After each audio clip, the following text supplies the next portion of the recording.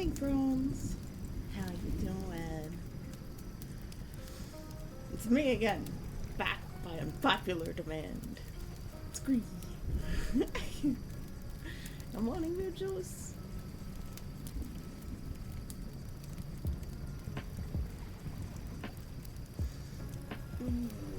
Still waking up. I'm very tired today. My sleep schedule is all flipped around again. So I'm just like, dang. Hearts.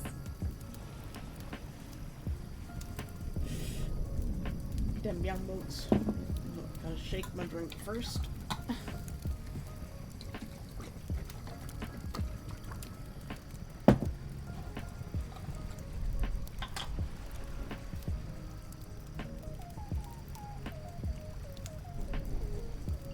Oh yeah, liquid sustenance.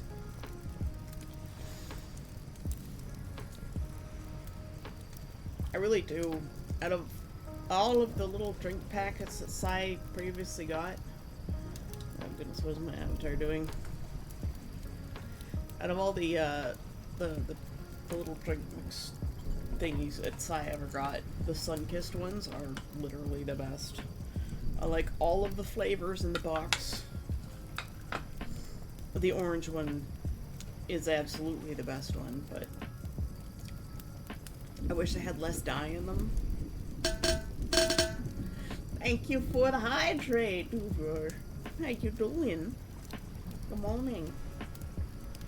A hydrate and a posture check. Everybody on shrimp thine spines. Keep your neck and shoulders just a little gentle stretch. Wave back and forth like seaweed in the ocean currents. And don't forget to take a couple more Roccos. And also, don't choke on them, like Sai did the other day. You know, I think she literally inhaled one of her pills and was... Good morning, Neff. Dancing dinos. Dancing dinos. She literally had to wait for the pill to dissolve in her lung before she could breathe properly again. You got the Scout from Deep Rock Galactic at Fortnite. I'm very happy with how good it looks. Nice. Now you can be a dwarf in Fortnite too. That's great. Tesla, your food is here. My Babbles. You have to eat. Yeah, that's right. That's where your food is. Don't look at me like it's... You don't know what it is, dummy. Hey, Nuggies. The grinding has already started.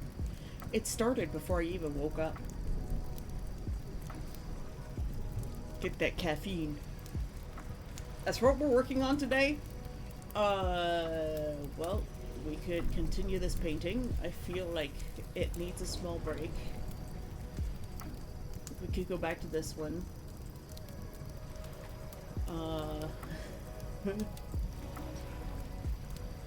You guys haven't seen the little drawing on the bottom here yet, but that's the Twinkubus. It's a Twinkie incubus. Yeah. Someone at Skill Tree insisted that I draw it, so under the Twinkubus. And then I was working on a new character sheet for Conquest.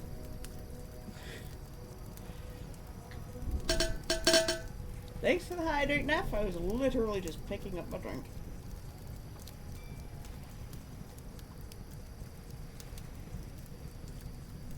I feel like it needs a little bit more water in it. Ooh.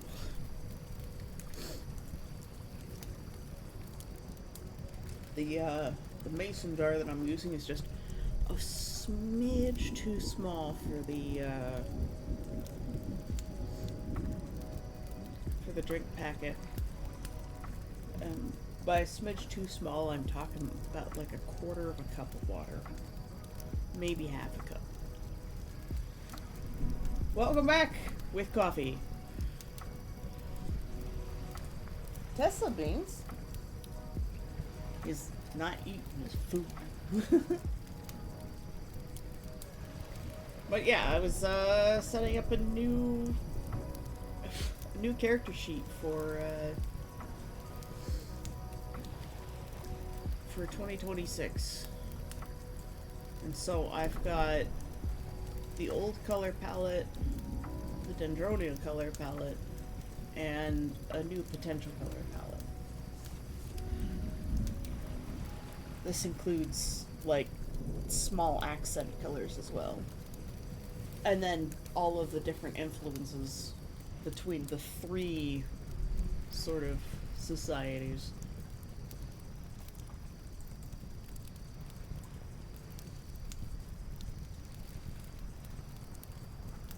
But I'm still not certain. I'm gonna go add a little bit more water to my drink. Be back in a moment. Nice. Yeah, your food's down there. You keep wanting me to put it beside me. I think you don't want to eat it.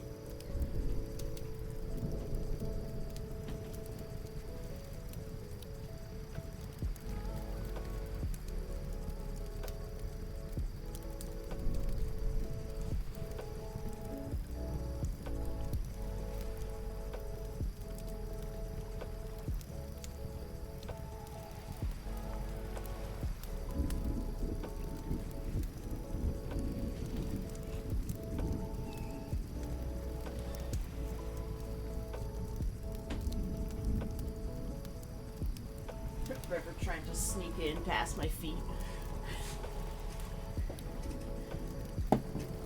Your dad found the deer antlers? Woohoo! Yeah, I'm thinking of remaking my horns. The ones I have are starting to reach their end stages. They're not doing so well anymore. Especially like the dangly bit that I have on the end. The way I attached it, the piece keeps rubbing against the horn and it's leaving behind marks. So it doesn't look so nice anymore.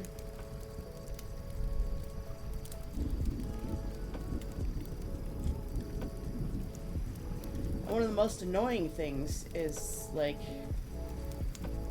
the golden pins that I used on the beads. They're not gold anymore. They've rubbed off and turned like this black color. And it's so infuriating.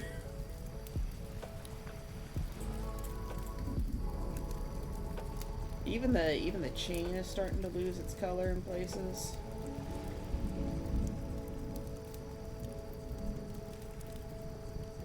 The chain on the little headpiece between the horns.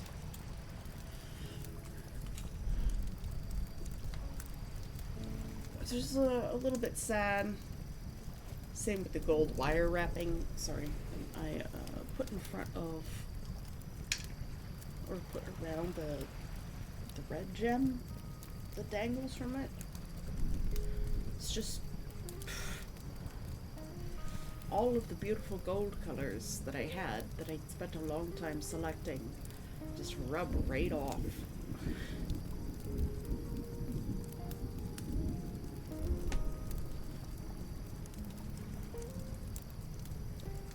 The added water was perfect. It's not too strong anymore. And I need to switch cables and plug in this other thing to charge. Because my speaker's gonna run out of batteries.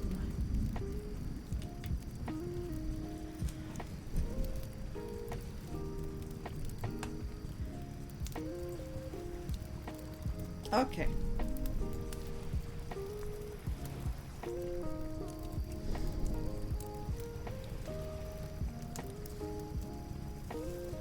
I think I want to work on a little bit of Necromancer's painting today. It's getting towards done. I'm still struggling with the arms. Something's been making me cough a lot the last few days. But I think I might have figured out what it is. I'm allergic to goldenrod, and it's goldenrod season, and my city, for some reason, is just like the goldenrod capital. So I think it's actually allergies that I'm experiencing.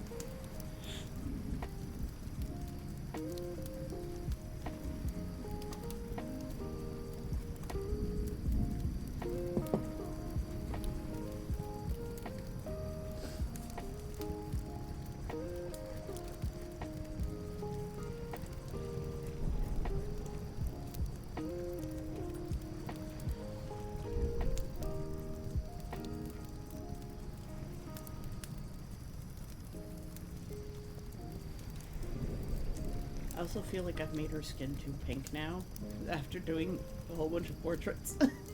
I'm just like, rah. Why?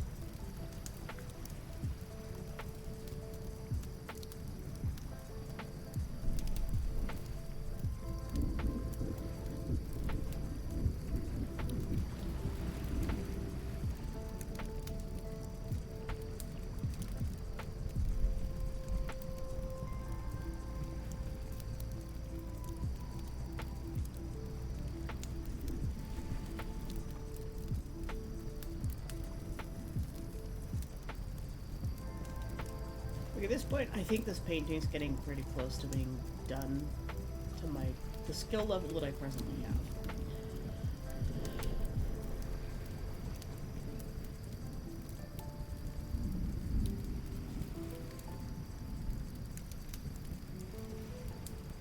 I think what I'm afraid of doing is getting into the details.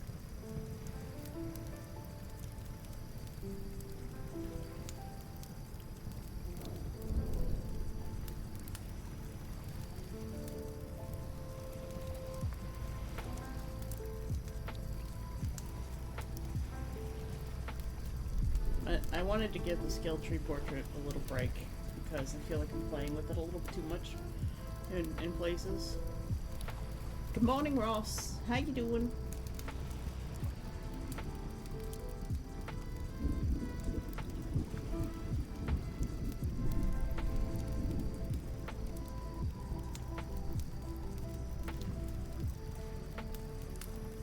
We've done a little bit of gear switching today. We're gonna work on Necromancer's piece for a little bit.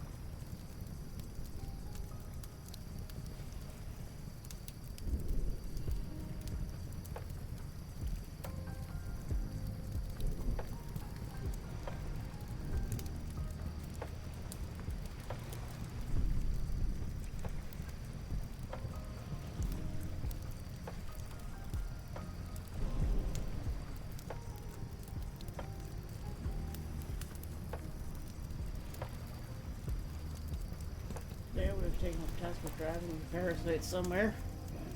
But you didn't? Did you say no? Can't wait for the day when you say no and put your foot down and be like, no, he has to take the bus, get his driver's license. Be responsible for himself. He's an adult.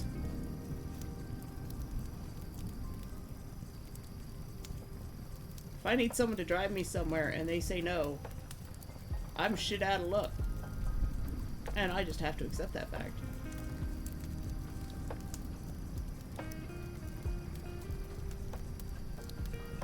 And then I have to find an alternative way. If I really want to go to that one place, or really need to go to that one place. And I feel like,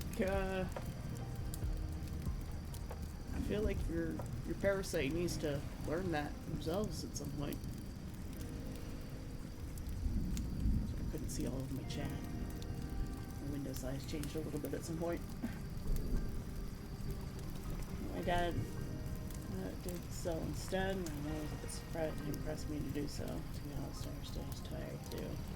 But also, I can't keep being the one to take care of everything.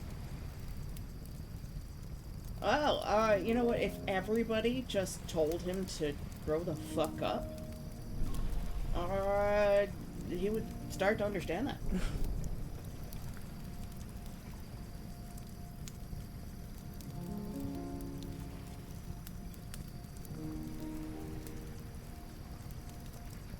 Is he at least grateful when people do stuff for him? Because if he's not, then people should absolutely stop doing stuff for him. Because if he's not grateful, then, yeah, he really needs to grow up. When people do stuff for me, I'm at least very grateful for it.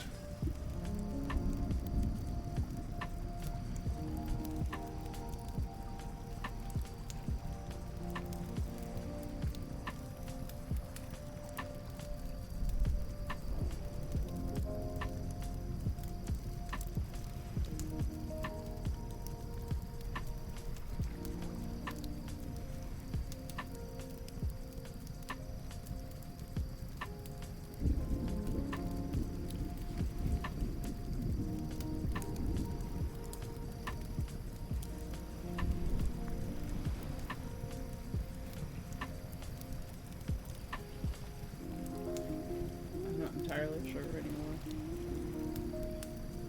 If you're not sure if someone is grateful for what you do for them, like, then they're probably not.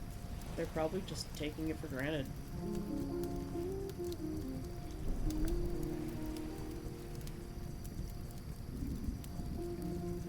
You know what? We're gonna...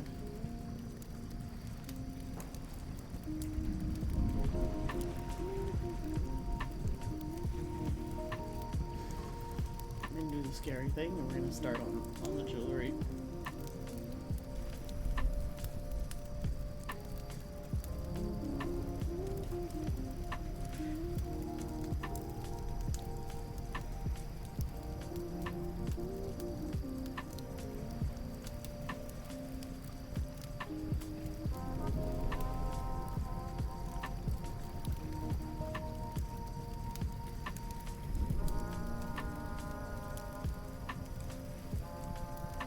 Decide what this jewelry actually looks like, because I've just put in blobs like an AI would.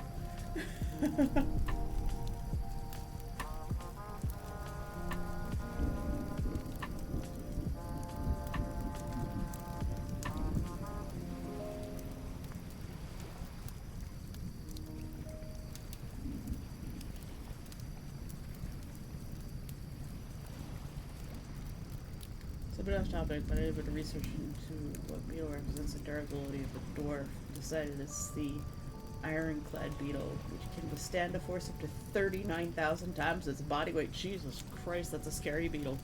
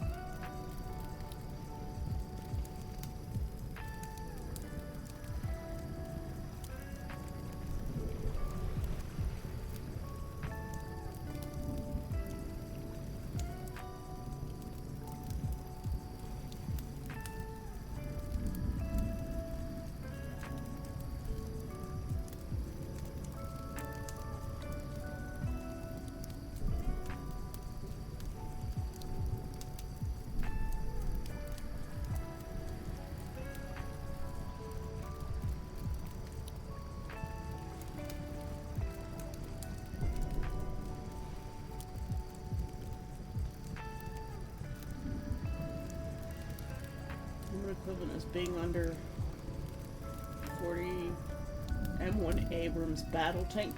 Jesus Christ. That's insane. That's one hell of a beetle. Sure, the thing will endure if it was larger and somehow can compensate for the square cube loss.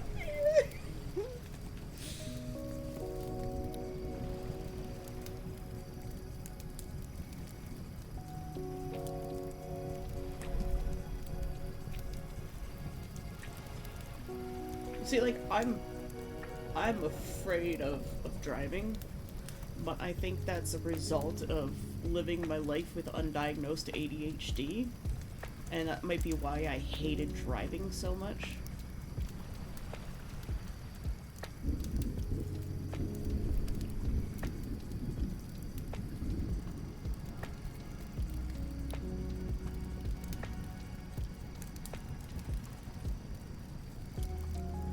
The square cube law is a physics thing.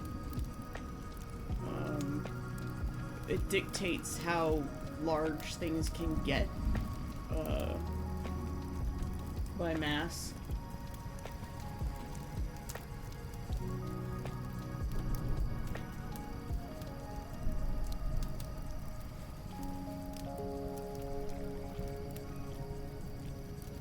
Yeah, well, this is why I'm like so big on self-driving vehicles, because for some people there's still even if the technology's not great, it's still a better option than them actually driving.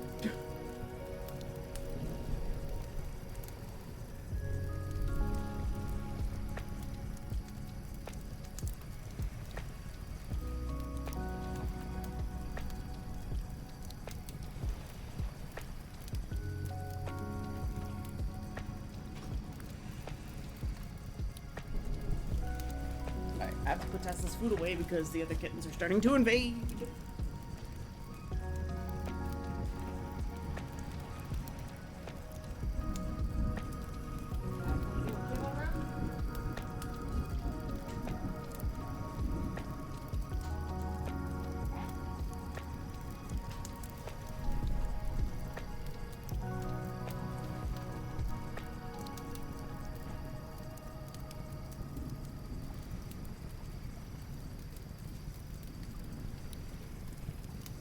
Tesla didn't want to eat today. Got too hot. And some days he just doesn't want to eat.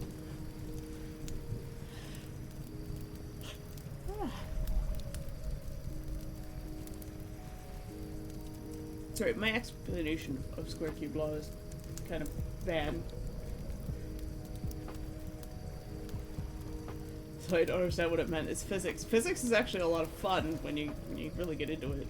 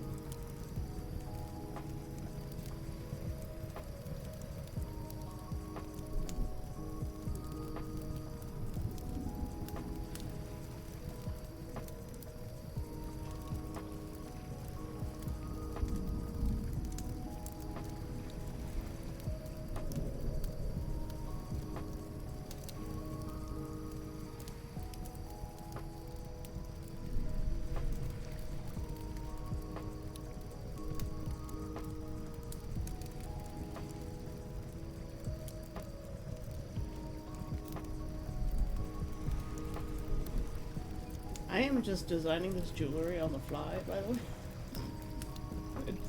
I don't know what I'm doing.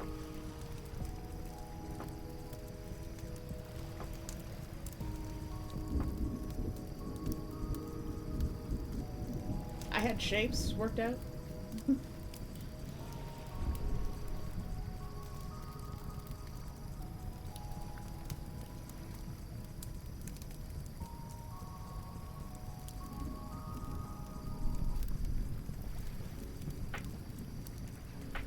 With ADHD, I'm expected to drive. I'm only successful driving is because driving is a passion. I actually respect cars. I respect cars. I just hate driving. I don't think of them as vroom, go here, go there machines. I actually try to know what kind of engine a car has, because any info is better than no info. My dad didn't know his new SUV's engine is a turbo inline 4. You see, I don't know what that is. It's a turbo Ross. Very short answer is... Wait for a long explanation.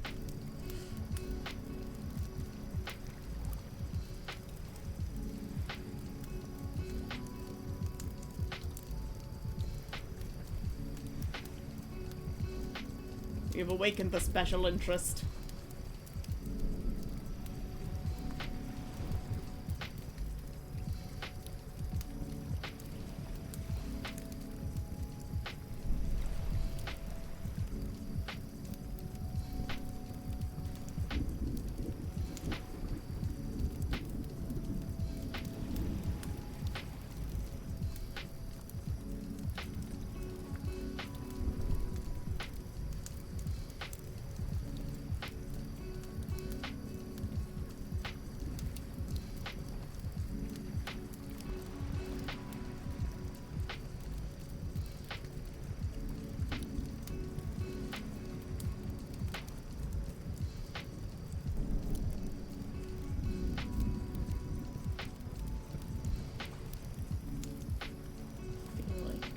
This section is wrong.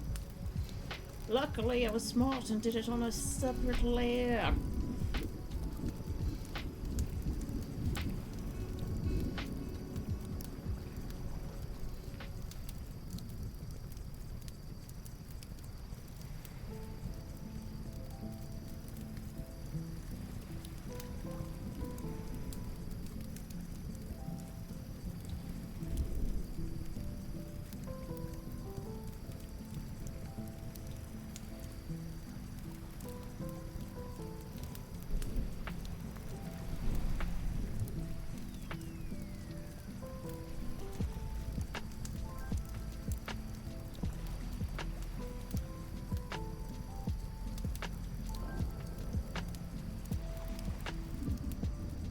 Designing jewelry on the fly over top of your painting is a bad idea. Okay, well, turbocharging is a form of force induction, which in context means forcing air into the engine, which would be naturally possible. This sentence. Simply put, a turbocharger is a case where the force of the exhaust gases from the engine spin a turbine on that end. That turbine is connected to another turbine at the intake, forcing more air in, and that equals more power.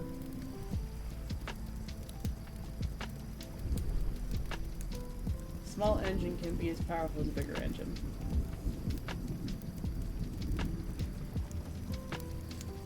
That works for me.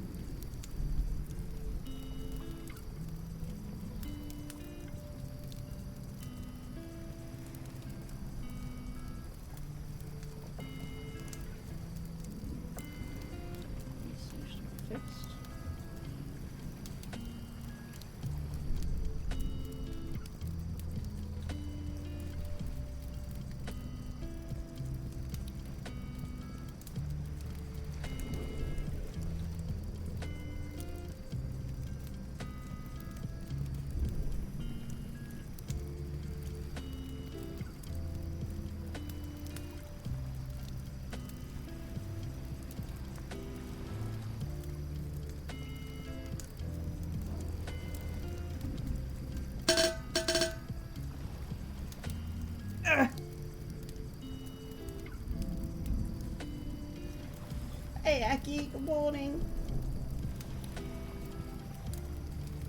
Thank you for the hydrate.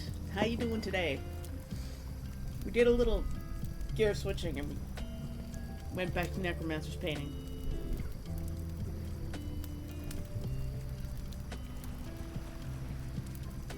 And I'm designing jewelry on the fly, which is, you know, probably a mistake.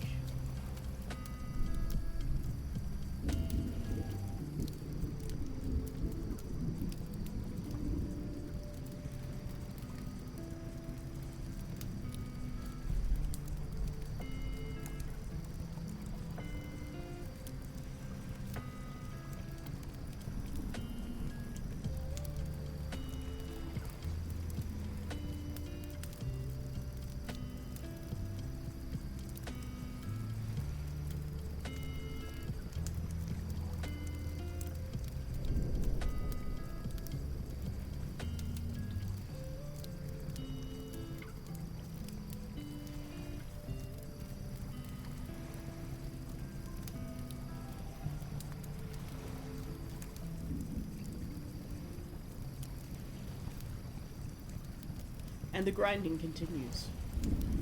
Also. It's so loud. And the reason why it's louder than normal is because it's the unit of the people that I made friends with a couple weeks ago.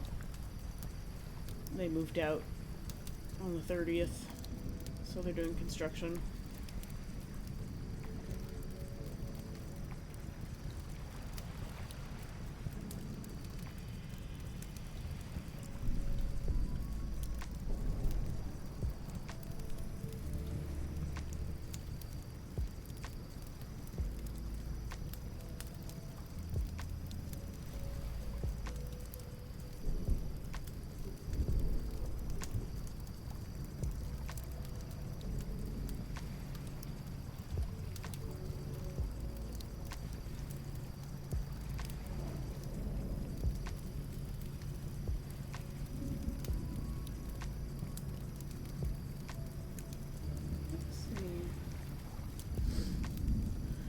SUV has a small engine, but it is a small turbo engine can make bigger power to move SUV.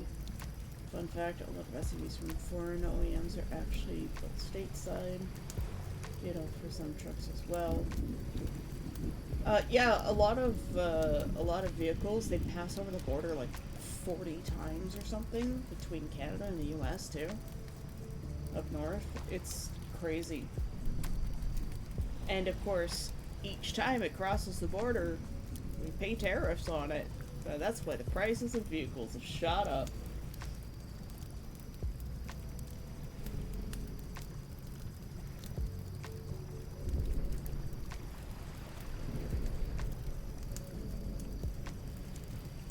You can't be a train engineer, why not?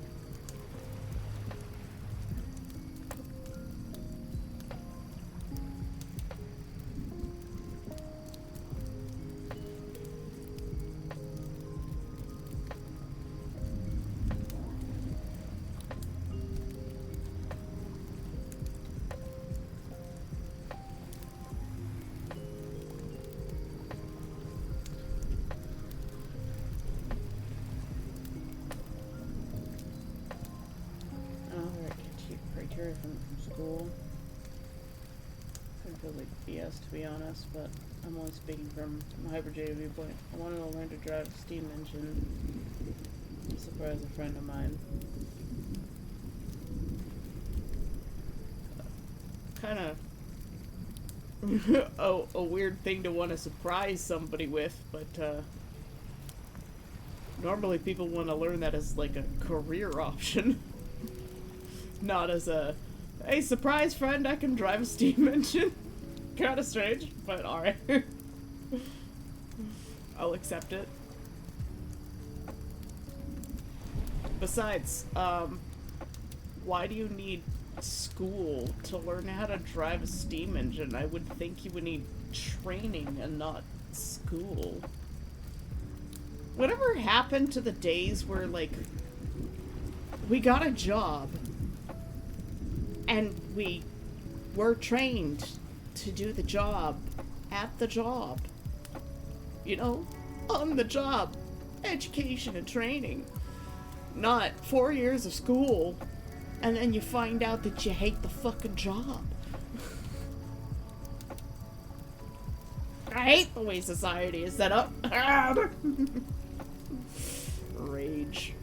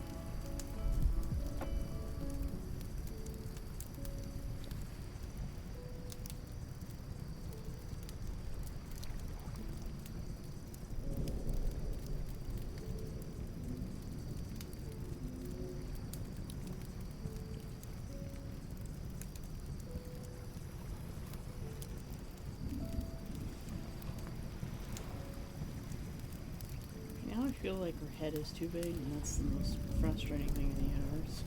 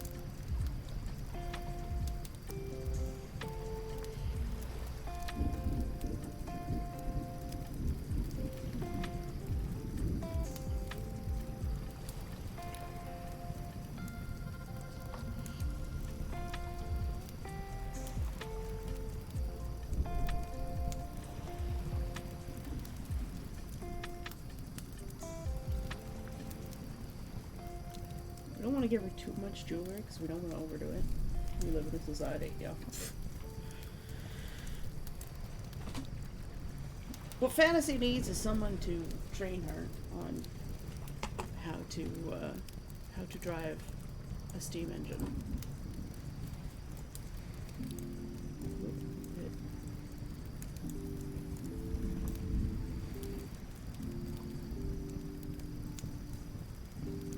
One thing I want to do for this painting is I want to add in a texture to the red fabric like we have on Maddie's dress.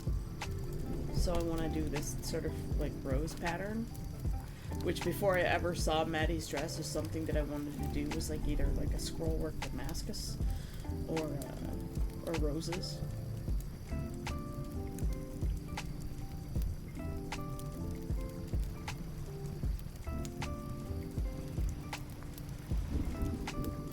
Still don't have the lighting quite right on the body because our light source is primarily coming from behind and above, and I don't know what the light source coming from her front is that's, you know, lighting up her hands and stuff. And I think that's what's bothering me about this painting, is I don't know what that light source is. So like we're getting highlights in places that we shouldn't be getting highlights, and the shadows that exist are not deep enough.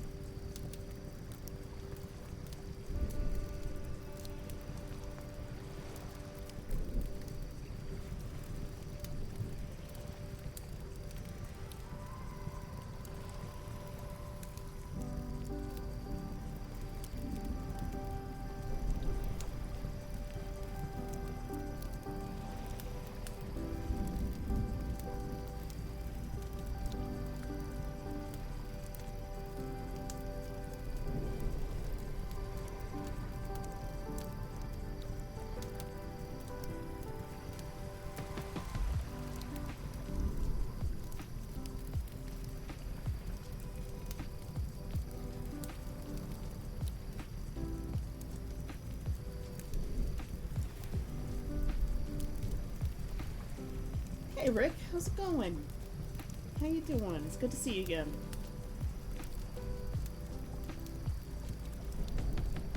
We are continuing work on the Succubus painting.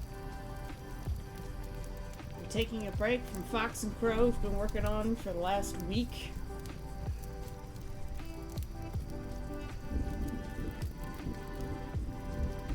I'm struggling with Fox's face. It's still driving me crazy. I'll figure out what's wrong with it eventually.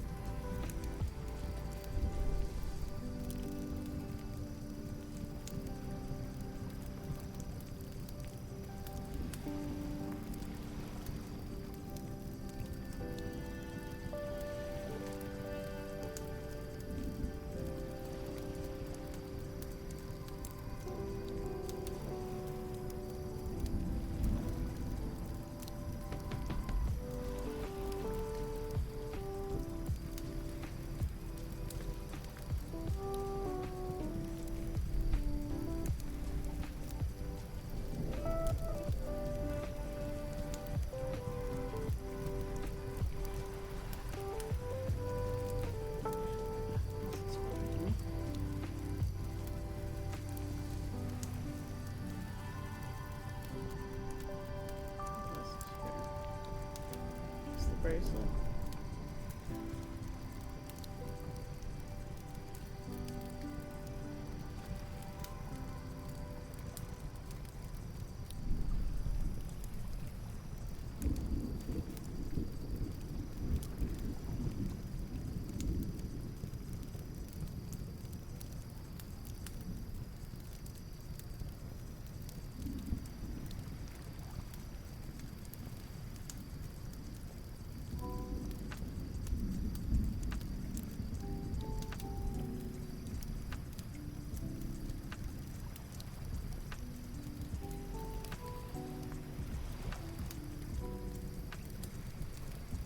I'm definitely reaching the limits of my skill level in this painting.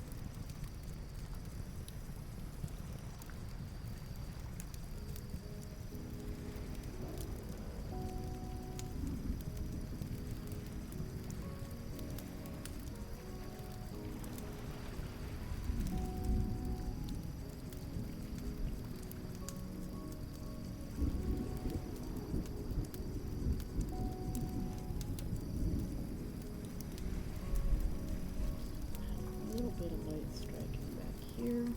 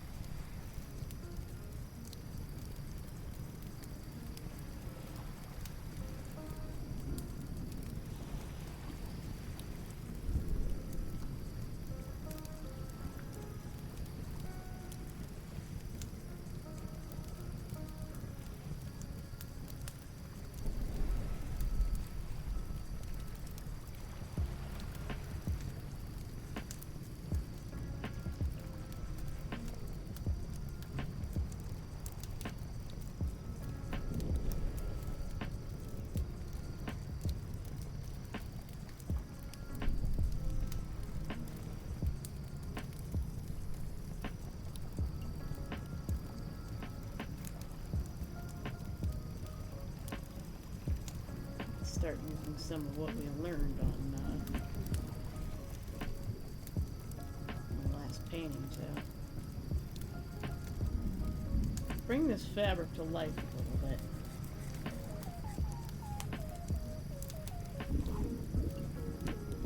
I think that will help with the rest of the piece.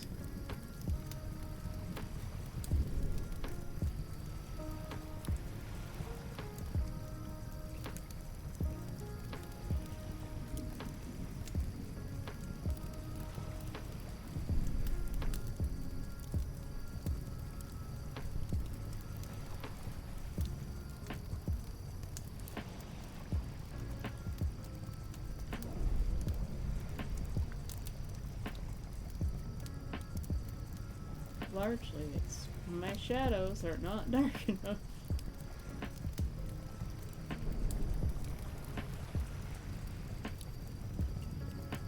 Part of the reason why my shadows are never dark enough is because I lacked confidence. And, you know, practice.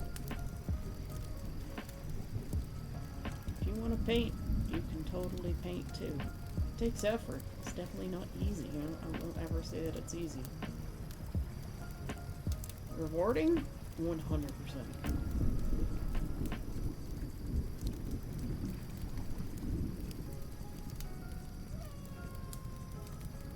Here comes the mantis.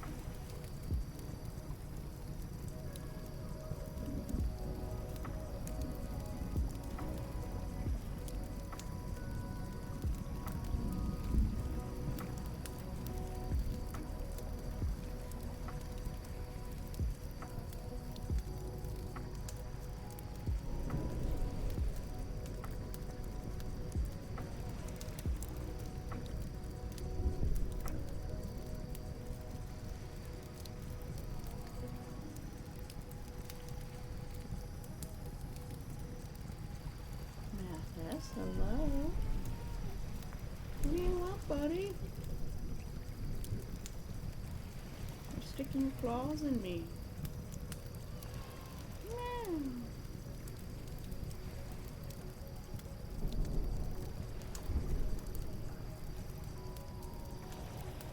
Now, what we know about this fabric is it's kind of thick and velvety.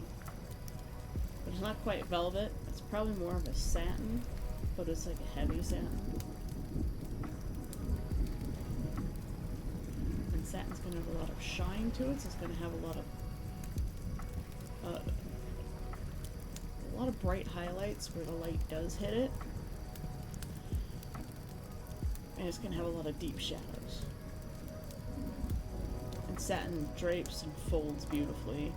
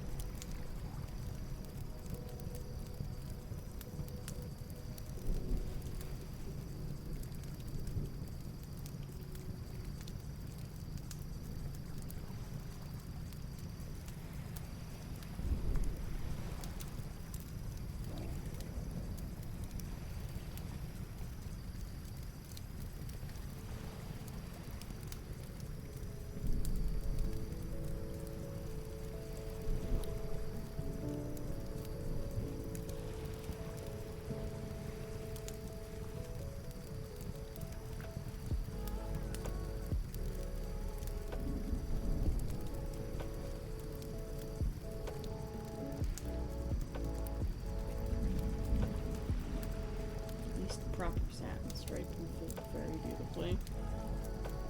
That's why wedding dresses always look so good, because they're usually made out of real satin. But when you get things made out of like the fake poly satin, it's just like, it's like overtly shiny. Looks like plastic because it is plastic. But real satin. Oof, real satin is a beautiful fabric.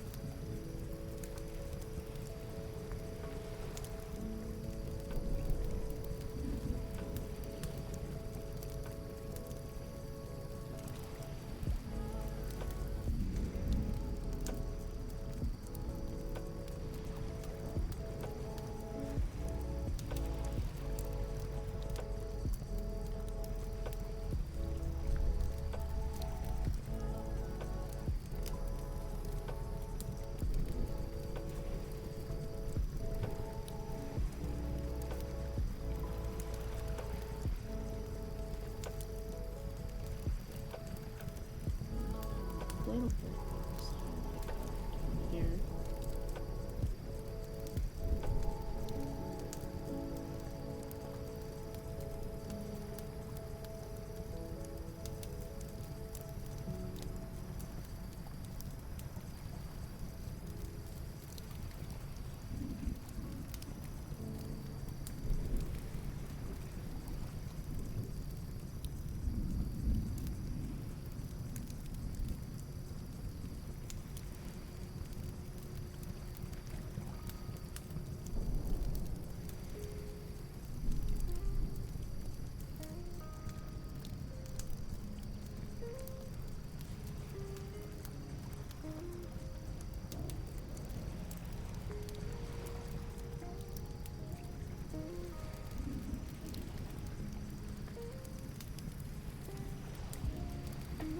It looks like fabric finally.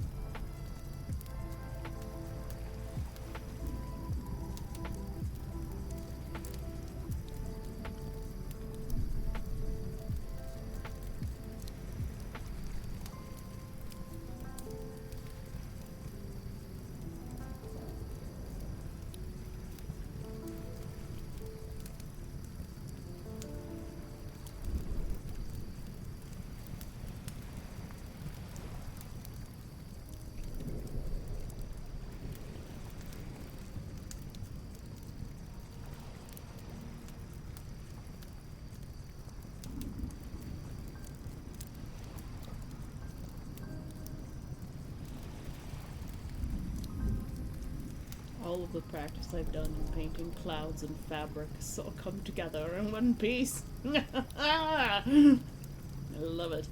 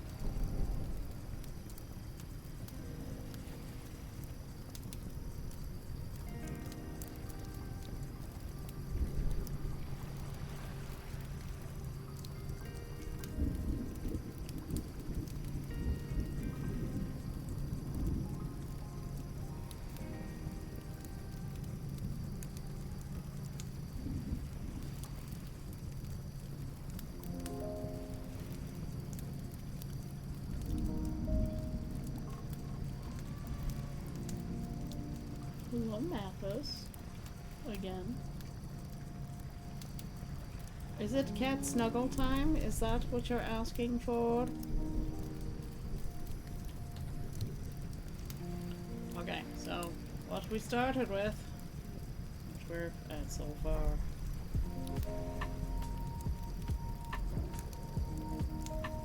There's been a marked improvement on the shadows. Still not confident in skin shadows.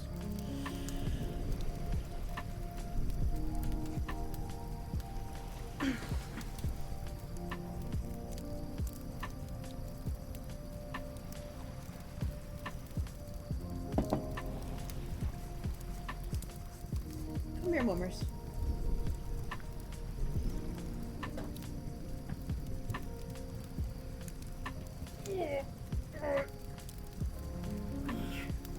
Big muffin boy.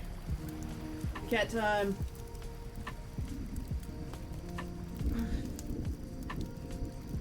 This is what you want? You wanted some snuggles?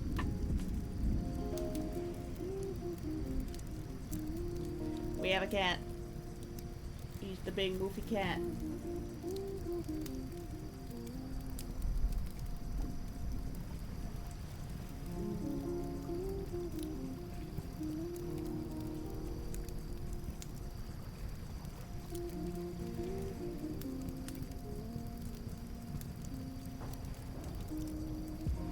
I need to put something on the other horn to balance.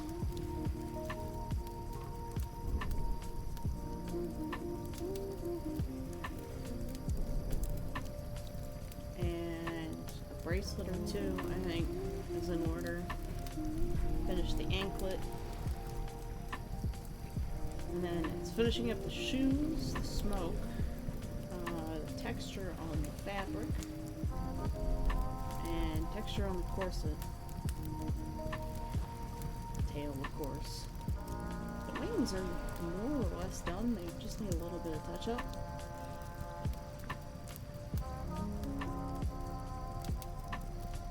It's the skin that I am struggling with the most, and because I'm just not confident. I need to draw some naked people, like actual naked people, in lots of light and shadow. I get a good feel for the way skin works.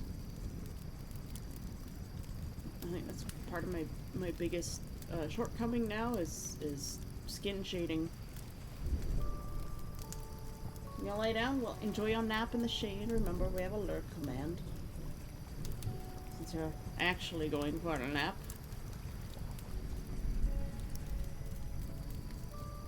I'm sorry I take so long with a painting, guys.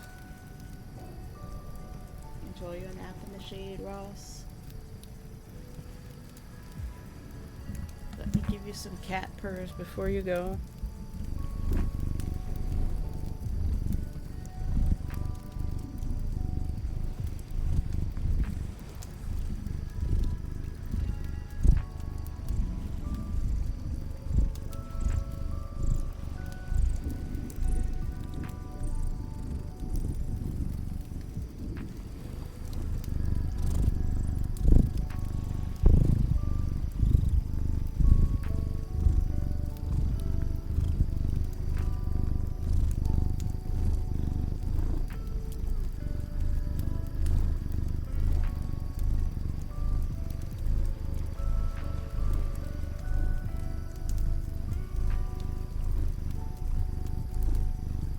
I'm going to miss the potatoes.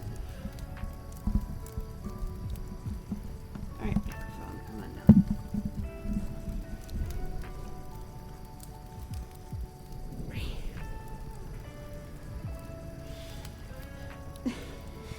now. Mathis's back legs are just sticking straight up.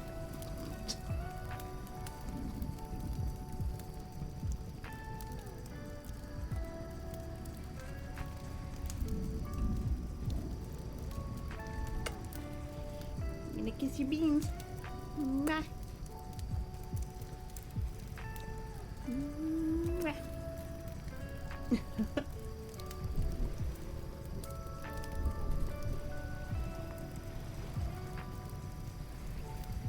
Okay, so now we've got the fabric melting out of the darkness.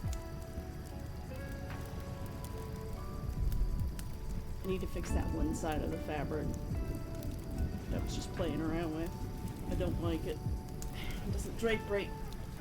The fold isn't proper.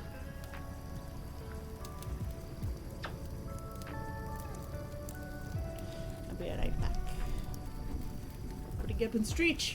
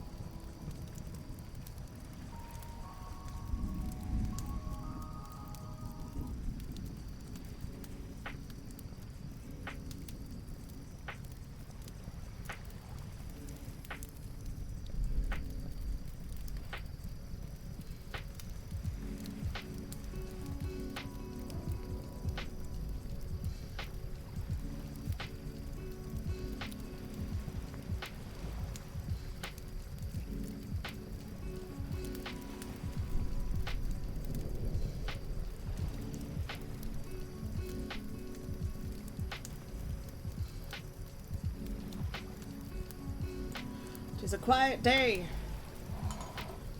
Also, that was $5 wasted. One of my 1 liters of cream was bad. I opened it up and I'm glad I have a good sense of smell because I was about to pour it into my coffee and this scent wafted up into my nostril as I opened the new container and I was like, that doesn't smell right. I'm glad. I'm glad that I could smell that.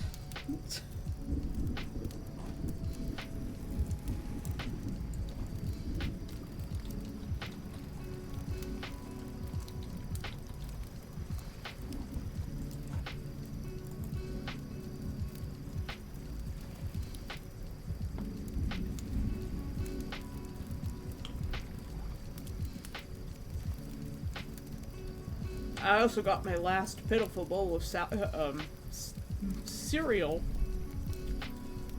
I was about to say celery and salary at the same time as trying to say cereal, and it was coming out as cereal. I was like, that's not the right raspberry brain.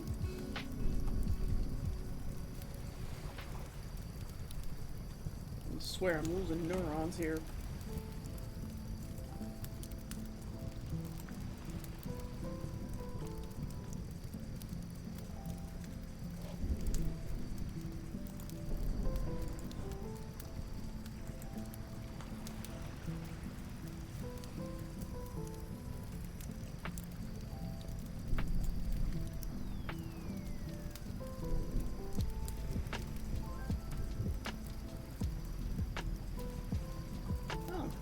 Share short designs from Edison Motors. I think we can actually produce trucks. Did they get over their problem, Neff?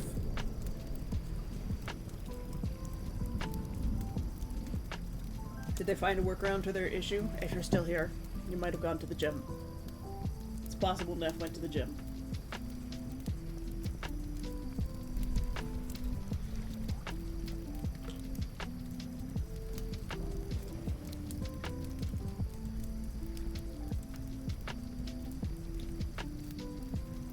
Also, when the time fallback happens, we'll probably be starting an hour earlier, but that's not until, like, November.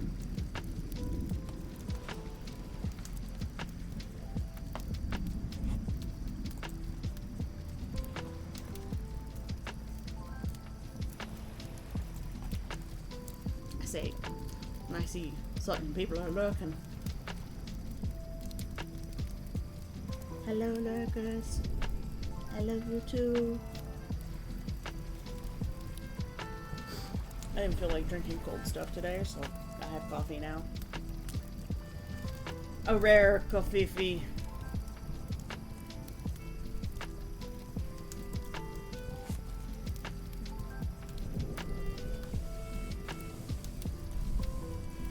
Yeah, my last pitiful bowl of cereal. It's only a pitiful bowl of cereal because I'm pretty sure that Zai ate some of my cereal. I didn't eat any of her cereal, but I'm pretty sure she ate some of mine. I'm filled with sadness. It's okay. I need to eat less cereal anyways. I do love cereal though. God damn.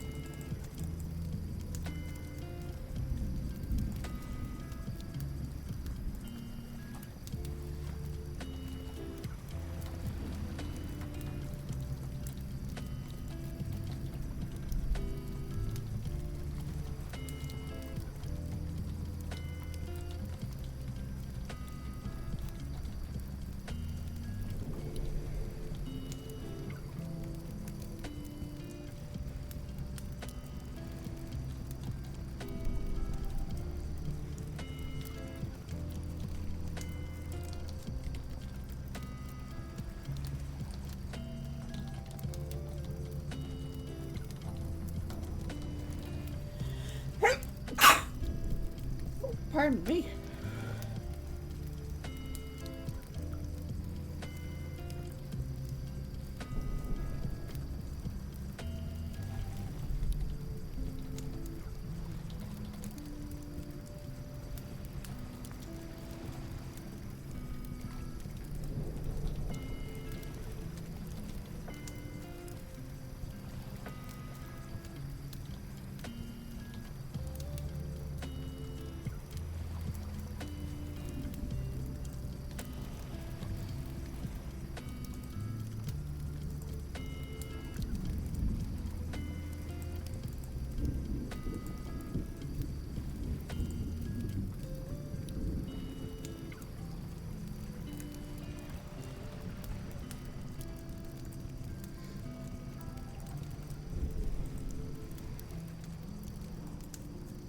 You're writing something tragic and you feel bad over it.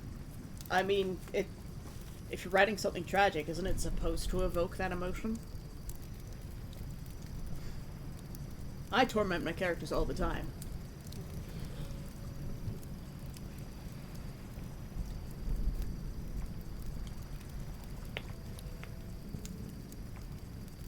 All of Witch Hunter Society is just like the whole world is tragic. Like 1 billion people died in like the mass hysteria against witches, and like the current generation of kids are all like fucked up from it.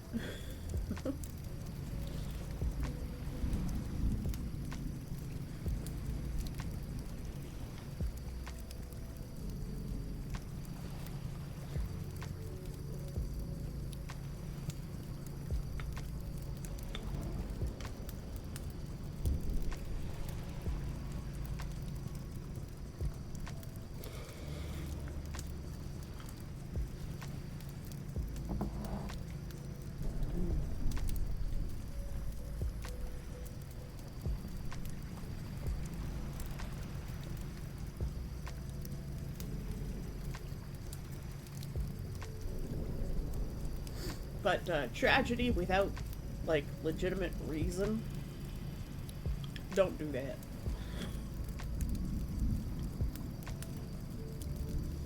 I watched a criticism video about content on Webtoon,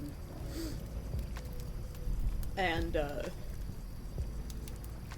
like, people have been turning to, like, really bad tropes as a form of entertainment without a reason for it. Like, 99% of the time, this the grape trope is used, and it is not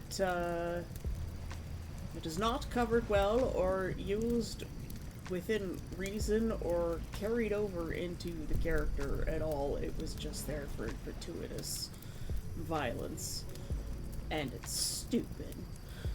So don't do that stuff.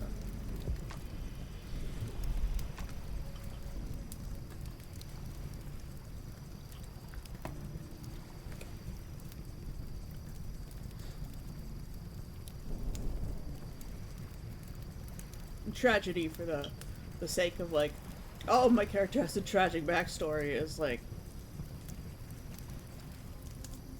not fun.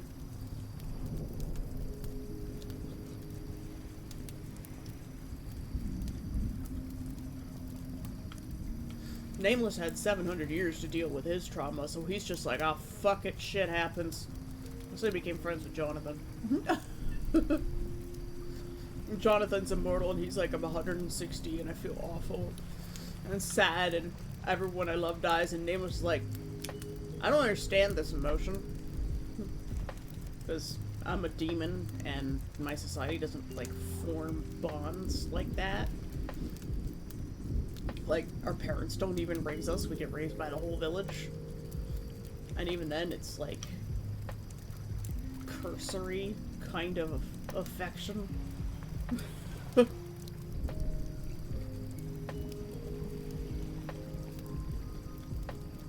But he's learning how to make friends with people.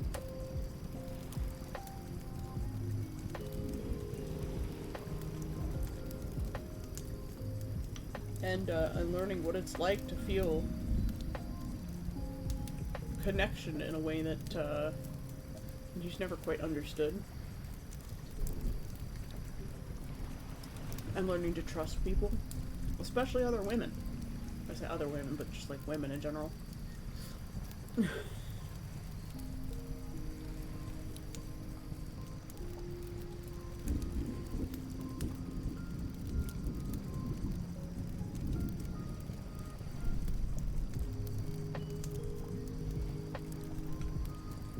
And it's, I think the thing with tragedy and characters and stories is how they overcome that tragedy or whatnot. You know, tragedy and stress and pain, how they overcome that, how they react to those things, that, like, makes the story good.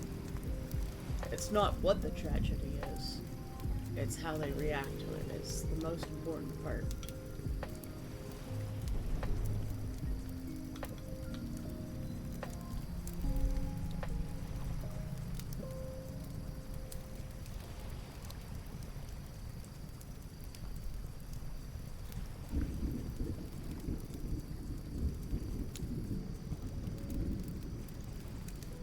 I feel an urge to finish my background. I'm looking at it in OBS and I'm like, this looks terrible.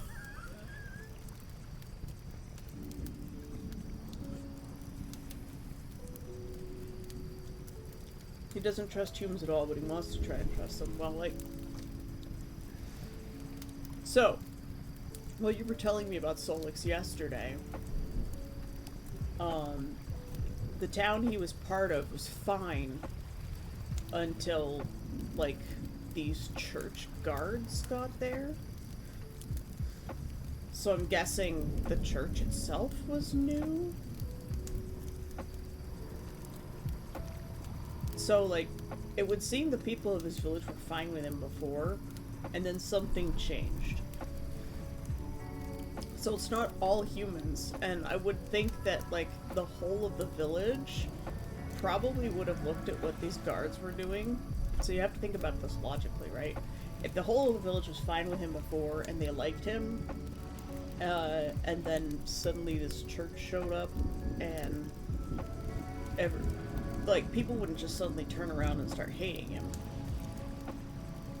That kind of change would take years, people moving in and out of town, and because they trusted him before, and to just turn around and suddenly distrust someone simply because, like, some new guys in town told you to, that's generally not going to happen.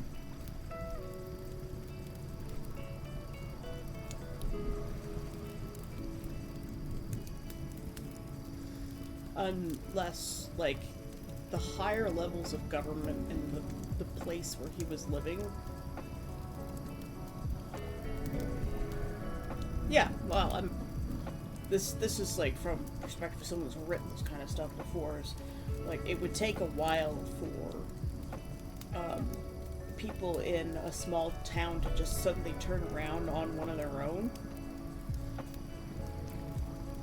So what I would probably do is maybe make the town larger with a slightly more mobile population. I wouldn't say transient, but mobile. So a lot of people coming and going, maybe lots of merchants. So there's a lot of trade in this village, and by village I mean town instead. And so you get this church coming in. Thank you for the street, Neff. And the hydrate. Oh. That one just about stayed for a moment there. Got some titles.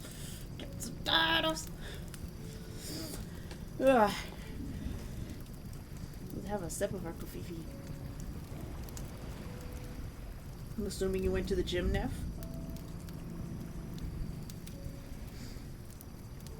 I saw that thing on Edison Motors you posted, that they overcome their problem with the government. Speaking of which, this town, having a more mobile population of like merchants and traders would allow for more people turning their back on Solix, because perhaps a larger portion of the population doesn't know him as well as like a tiny village would. It'll be harder to turn a tiny village against one of their own, even as like a religious leader and like a big religious operation such as a church, right?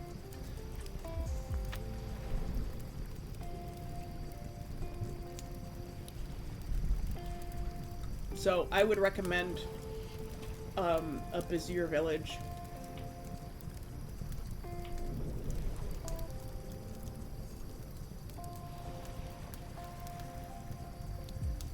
I mean, yeah, sure. I mean, talking about story development can help help other people develop things too. Kittens, what are you doing?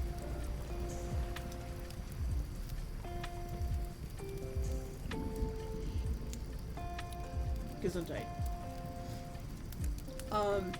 Yeah, the reason I like to talk about it on stream is because there are other writers here as well.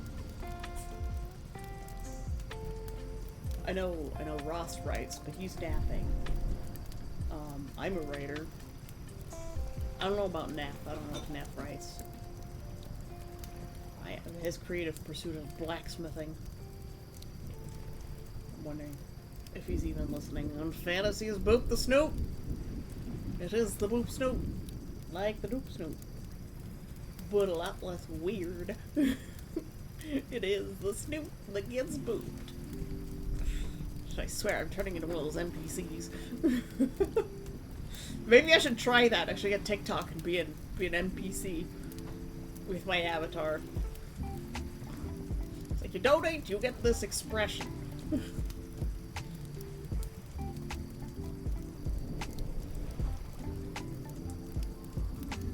What would be funny is one of those NPCs that just doesn't react. So you call yourself a glitch NPC, and you just stare at the screen even when people donate. Please don't.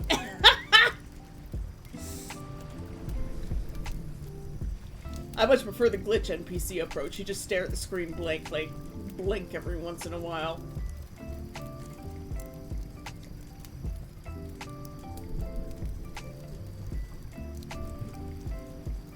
And then if a really big donation comes in, you just go, "What is that?" It must have been the wind. But you only do it like once every 10 of the like really big ones. Just to be like, confuse people as to when it's gonna happen. And somehow I brought Necromancer out of the woodwork. Hello.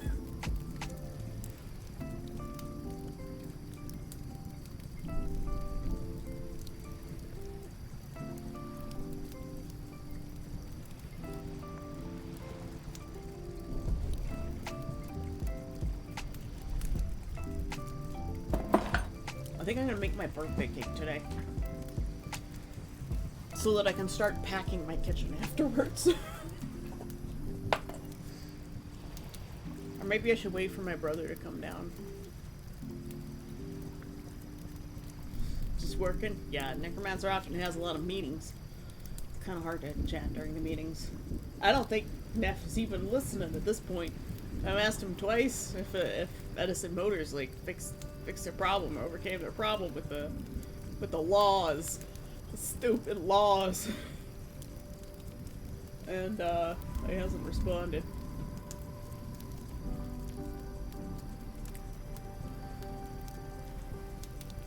Like, we can make this truck if we make it so that you can lift the engine off the truck bed and put it down somewhere for charging. Because the rules say only this kind of engine can be used. But they didn't account for innovation when they wrote the laws. But they're not gonna allow it. Because the law says this. And it's like, it's so stupid! I hate it when people are like, but this is what the law says. It's like, so can we change it? No. Hello? Like, you want businesses in Canada, right? Right?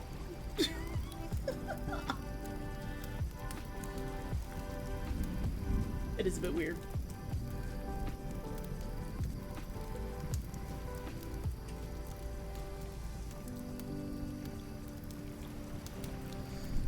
I hope Brittany's can come by one day. Brittany seemed like a really nice person. I'll have to make sure I catch one of her streams one time. Maybe we'll raid her at some point. Oh, I better. Thank you. I have my hands wrapped around my warm mug.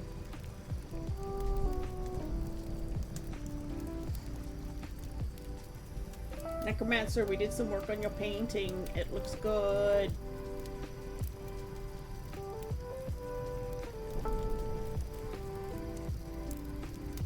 Slowly figuring out the shading on the body.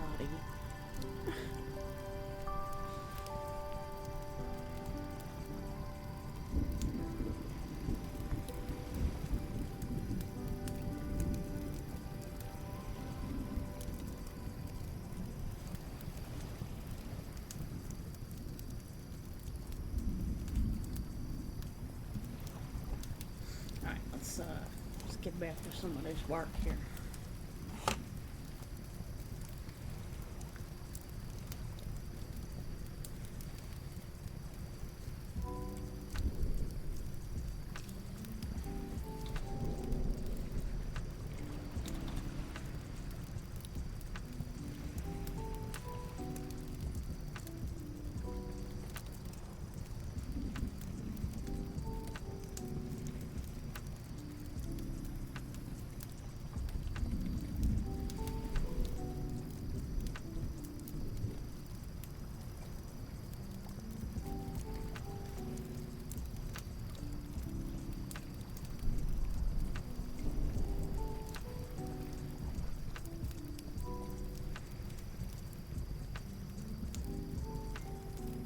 My buddy who's a truck driver sent me a video of himself sneezing in his sleep, waking himself up.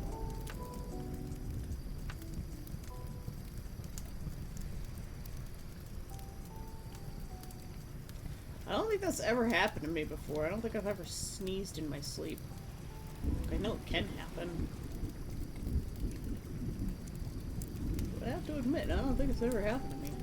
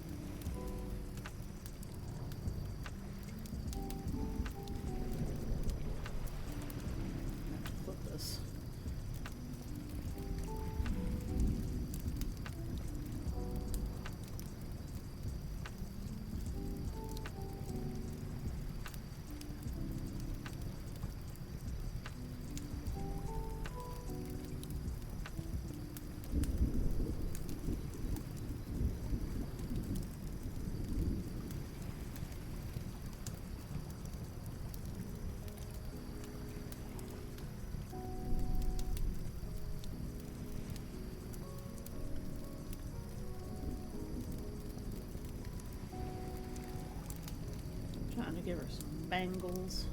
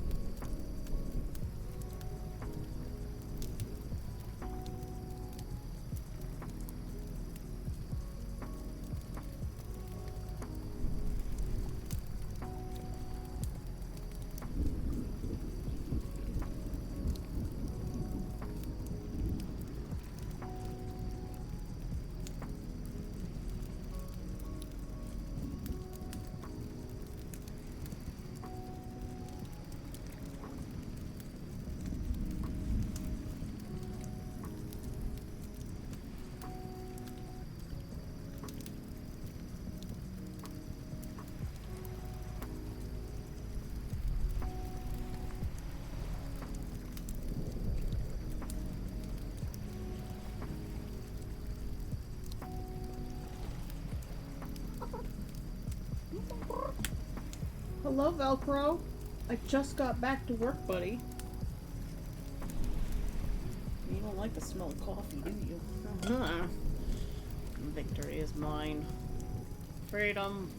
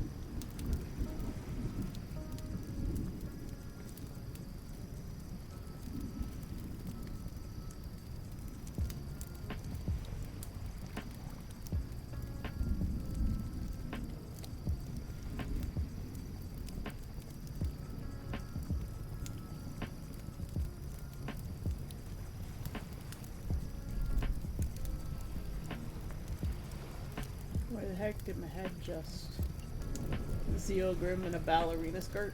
Because that's a very Zeogrim thing to do.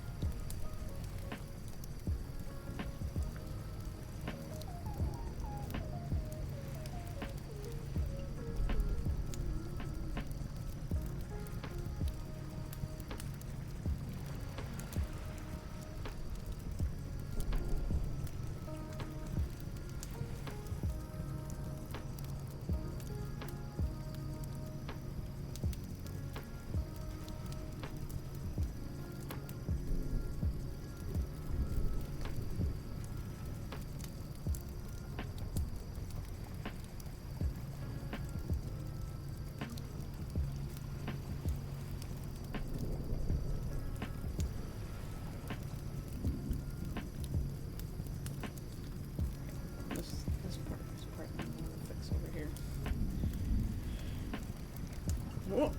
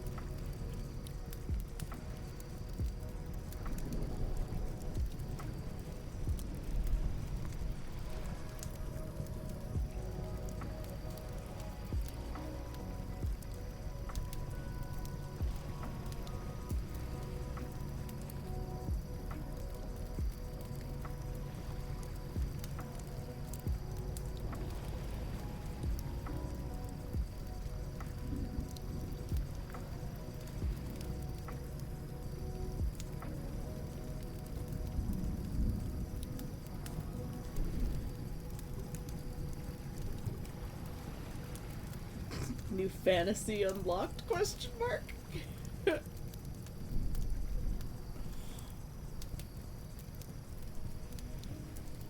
Zio in a ballerina skirt.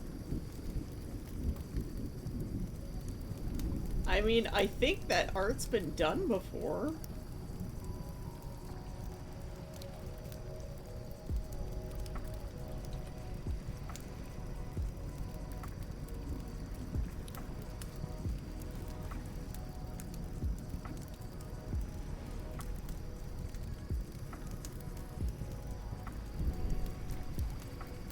I feel like I've seen Zio Grim in a ballerina skirt before.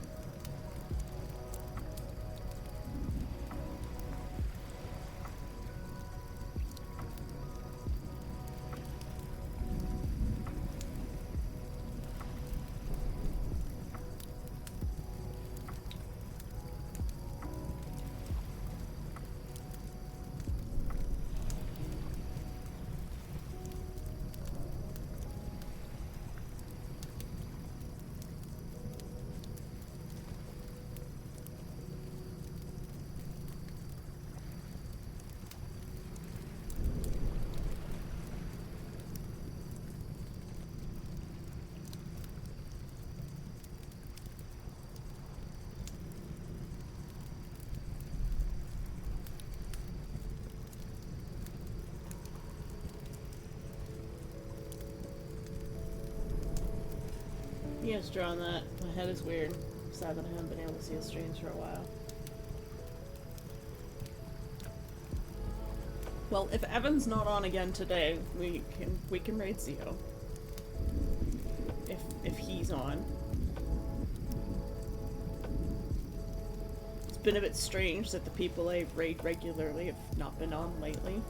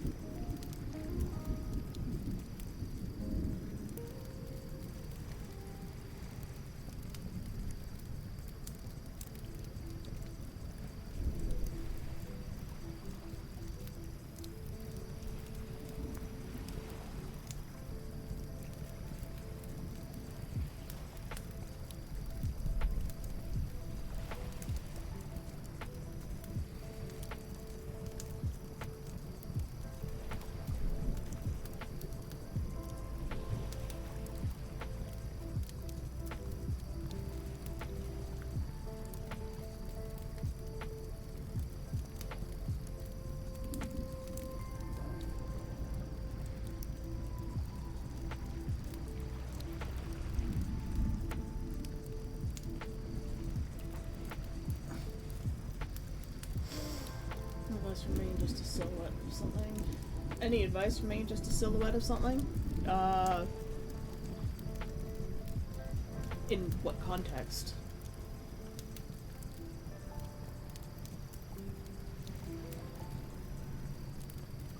If you're looking for, like, literally just a silhouette,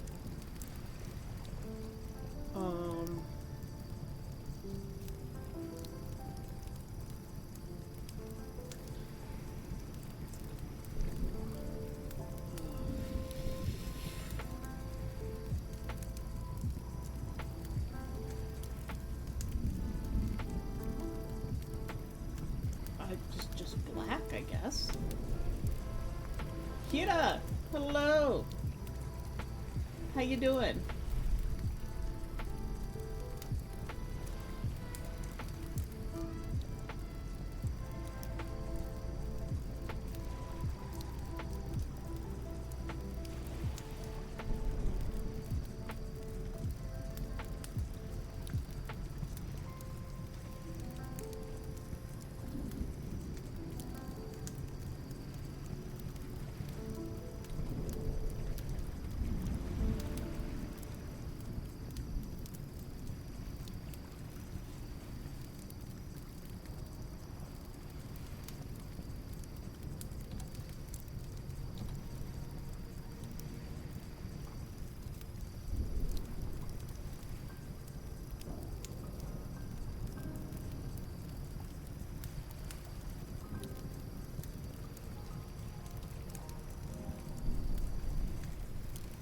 Welcome back to the stream here. Just real tired. Yeah.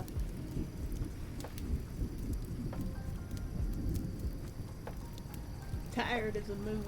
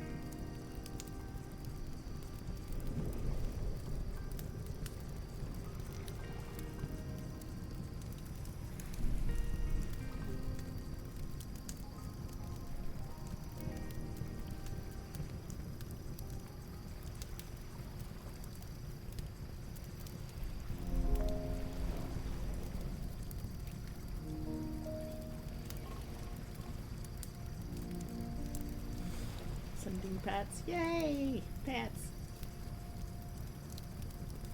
How have you been?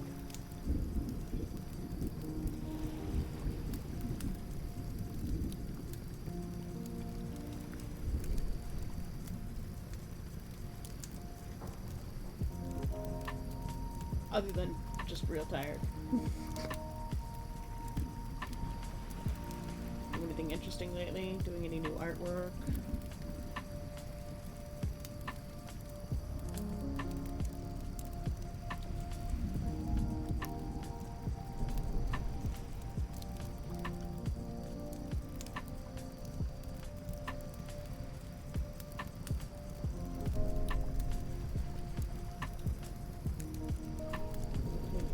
Fussing with the skin again. Yeah, baseball practice? That makes sense as to why you're tired. I have emo comms for my friends still. couple other things lined up. Nice. Yeah, I have a couple of costume designs that I still have yet to finish. They're like, take your time with it. And I'm like, you don't know what you're telling me, lol. Be careful what you say. They're like, we don't need it anytime soon. And I'm like, well, I'd like to have it done by February. And they're like, don't worry about it. And I'm like, okay. It's now September.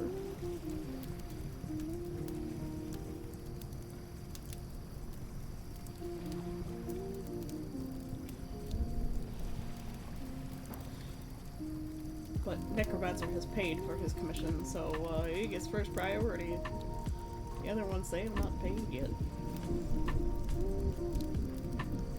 If they pay, I will finish.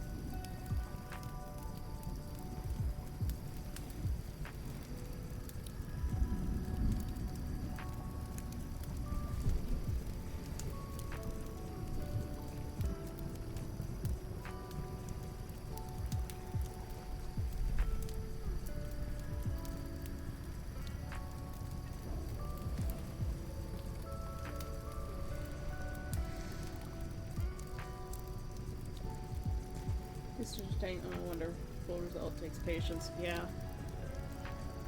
It's just, I would like to take on some other commissions. And I don't like to take on commissions while I am still doing other ones.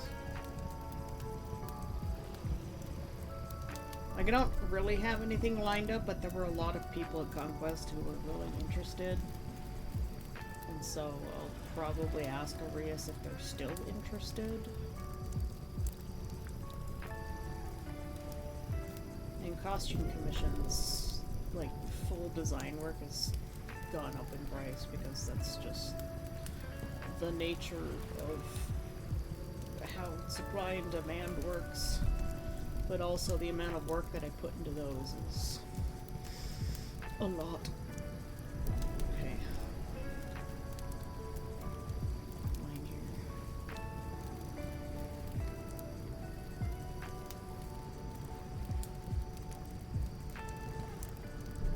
Turn off the jewelry for now.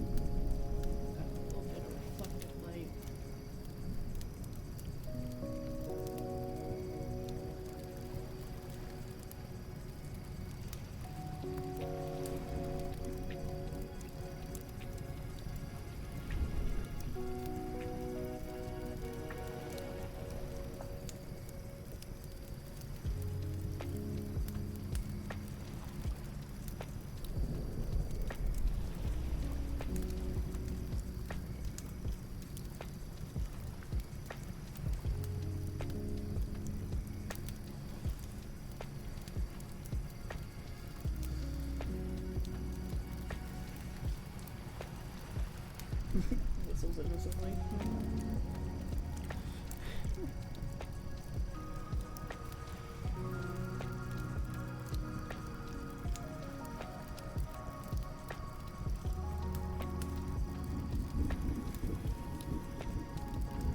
There's a couple of other paintings that I want to do of people as well. This is the one that we've been working on for like the last week here.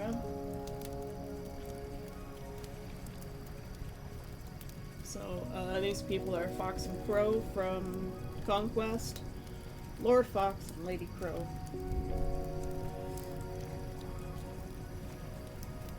They are the runners of the Skill Tree camp and on the Skill Tree YouTube channel.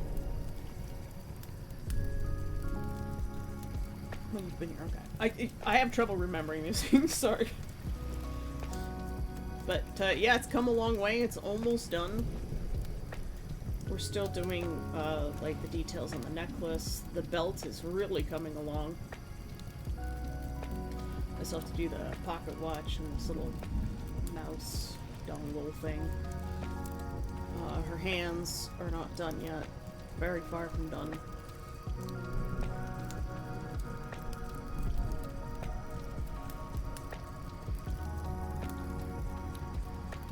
So, mostly her arms and shoulder and neckline need doing. Still working out more on her skirt as well. The kit is almost completely done. Just need to do some cleanups. And his belt. Clean up his belt, his necklace, and figure out what it is about his face that I can't quite get right. Because I am still lacking in skill in that department.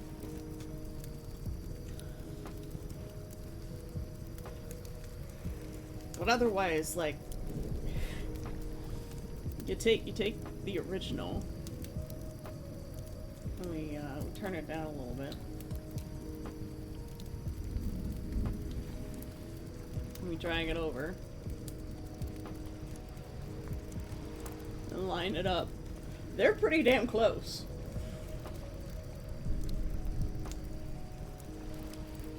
Yes, it is a different angle.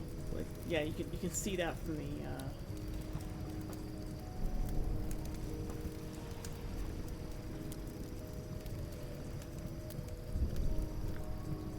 there's quite a bit of difference. But that's what happens when you don't trace, right?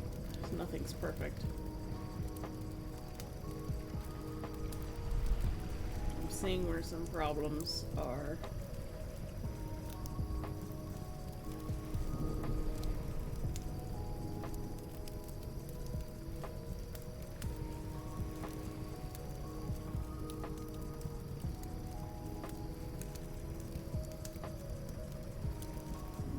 Moving his head would just be so much work.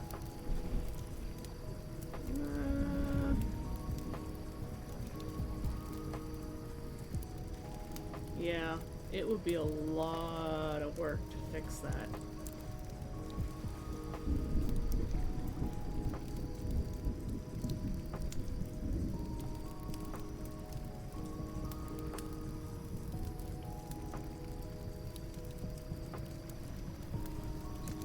I don't think the liquefy tool is going to help too much here.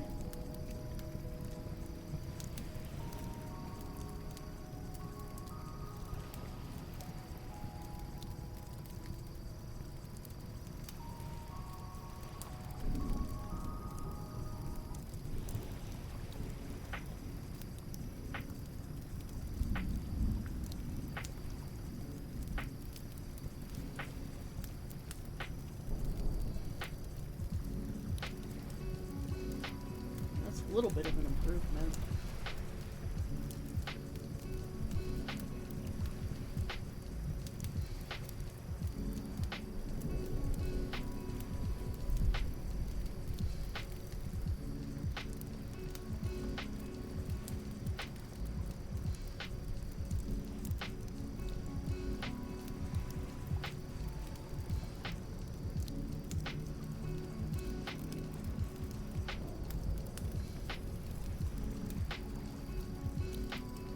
I love the liquefy tool.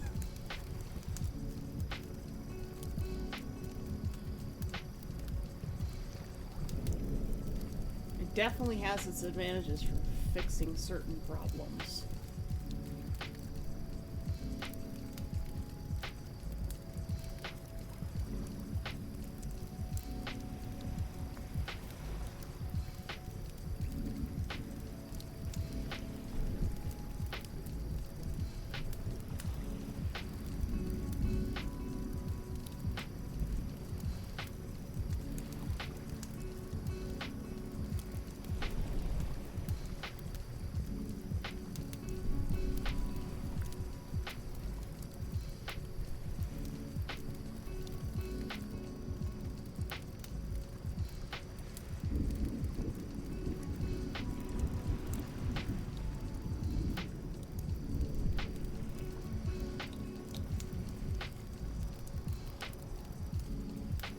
But yeah, also, I just generally, oh, well, you see the way I can move things? Like, Liquify does that.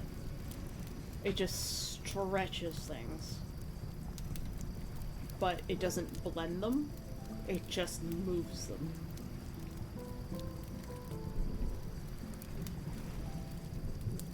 And you can also, like, pull and pinch. There's a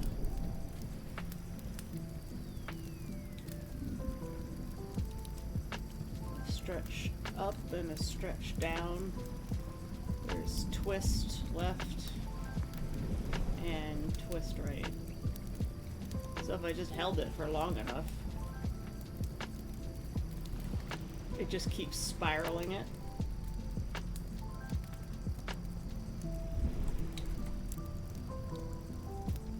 So the Liquify tool is really great.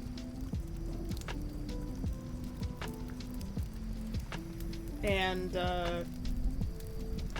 it works on multi-layers, so if I have 2 layers selected, I could modify both of them at the same time, which it didn't used to do that. That was a fairly recent update, just last year, I think. Before, you could only liquefy 1 layer at a time.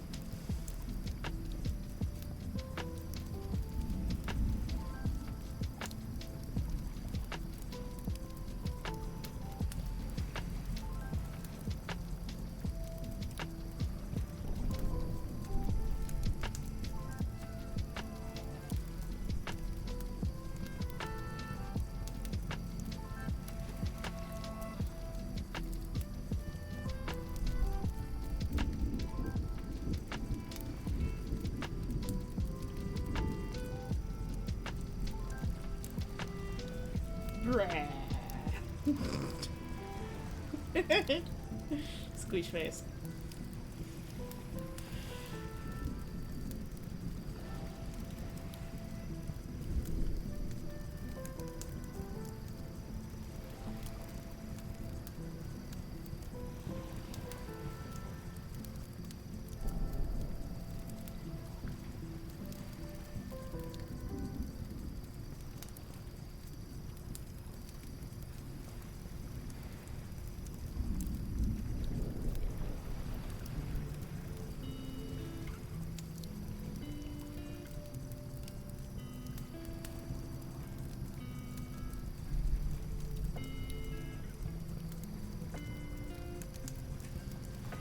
But yeah, it's mostly just like the shading and highlights around his eyes. It's really hard to do because I can't quite get the detail right. So his eyes just look like these empty, dark pits. It's kind of terrifying.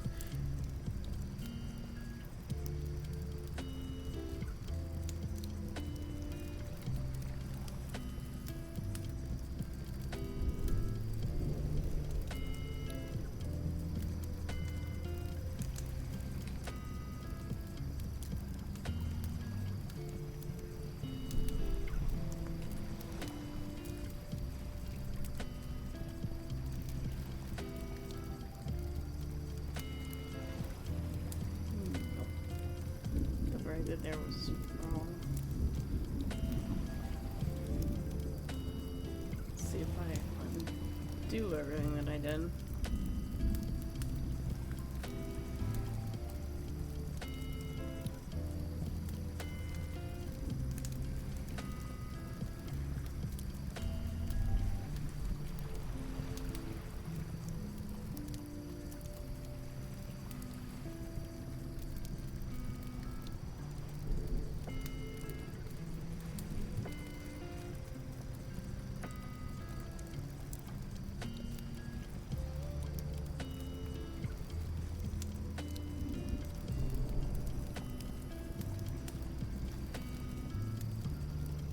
Right around here.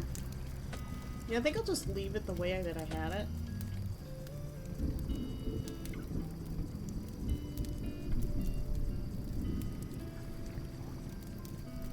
It's hard to decide now.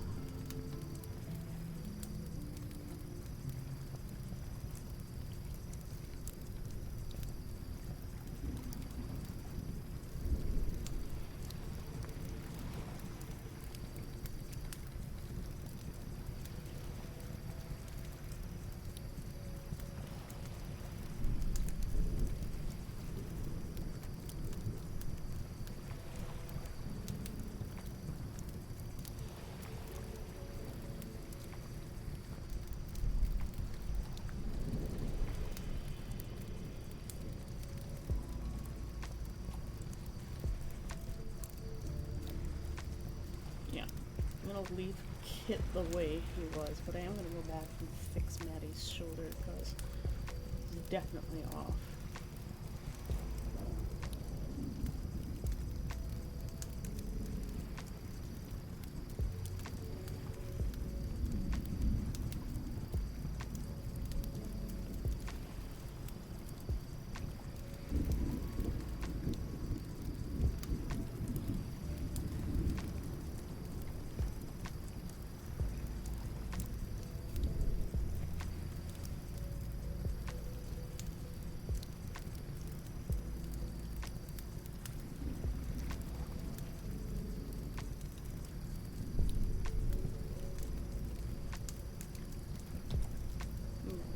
Little fixes.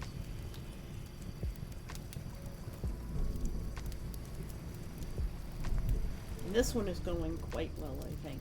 We're slowly getting the skin right, which is the biggest problem. We've got a little bit of jewelry going in. We've fixed the problems with our fabric.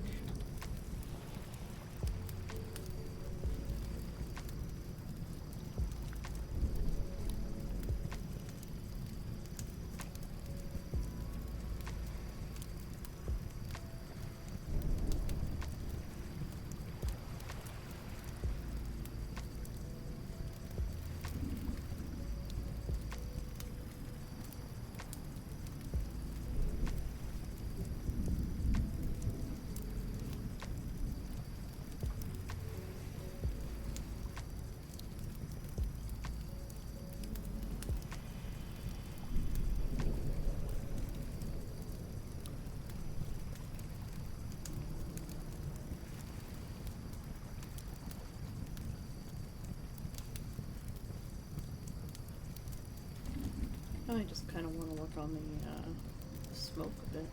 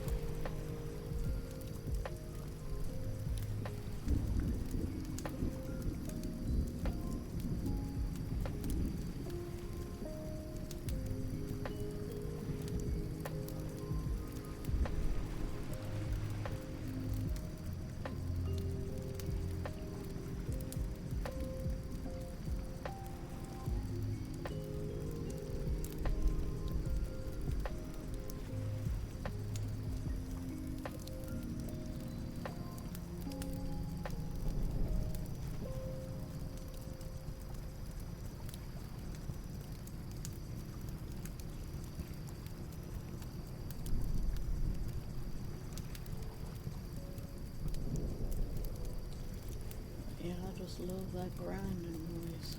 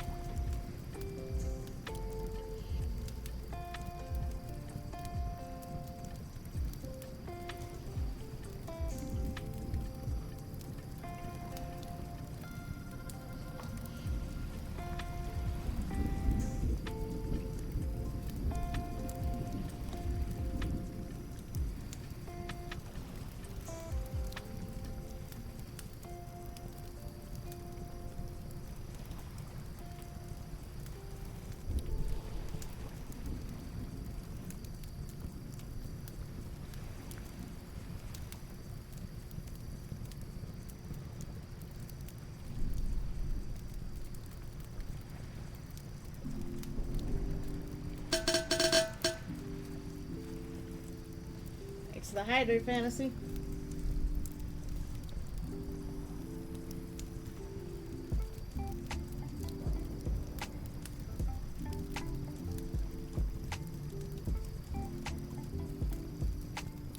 Scariest change.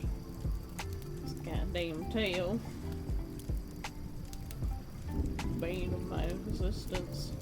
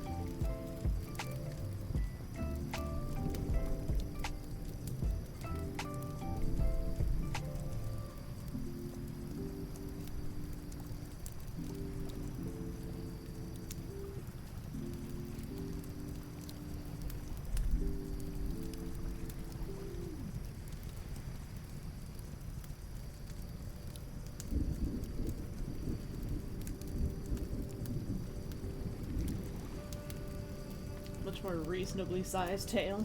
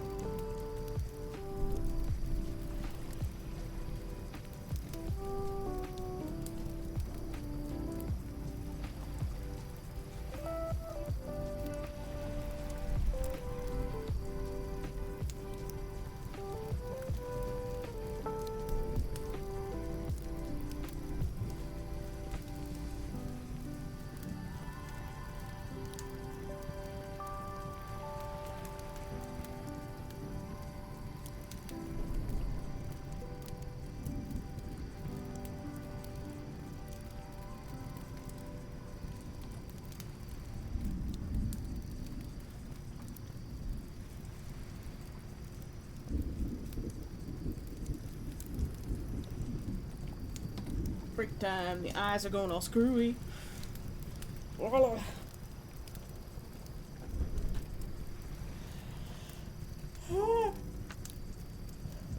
know how people can can draw for like 8 or 9 hours a day. My eyeballs start going screwy after 3.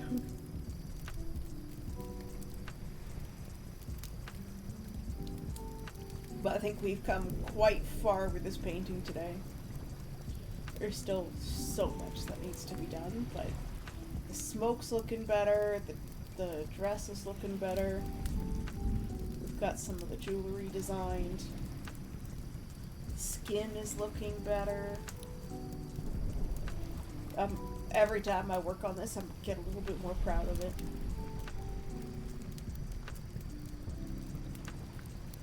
Which my eyeballs have become screwy from looking at the screen too hard. It's time to chill and relax. So it's now chat time of art and chat.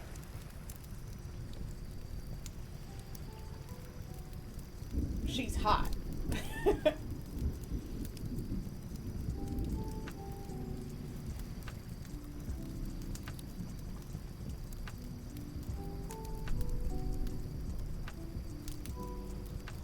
need to add a little bit more brightness to the other wing.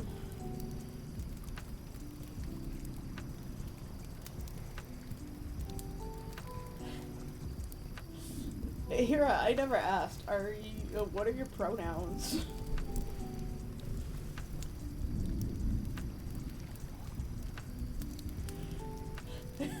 Were you napping fantasy? Coconut fell out of the tree and hit you. They them? Okay. I'm one of those two. More or less, I don't give a fuck what people use in terms of pronouns for me. I'm a potato. We are all potatoes. Round, strange, lumpy tubers that live in the dirt. We're all unique. We all taste great. And when we get too much sun, we become toxic. There's one of the clips on my channel is we are all potatoes.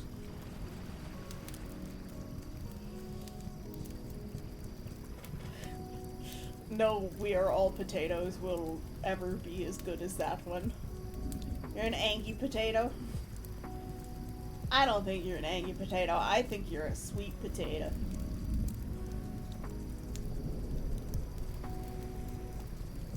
Fantasy is probably the sweetest potato. But don't get her mad.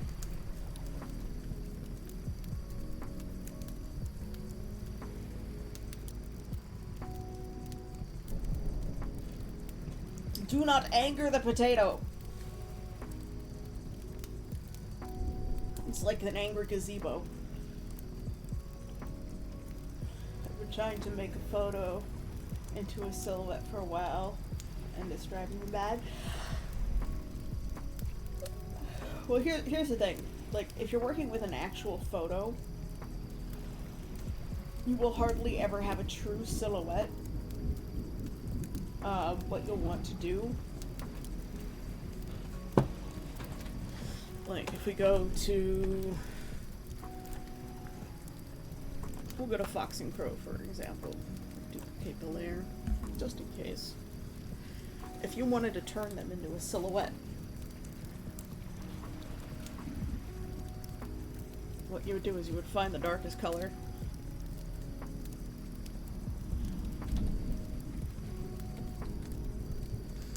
and probably we'll get out our lasso tool.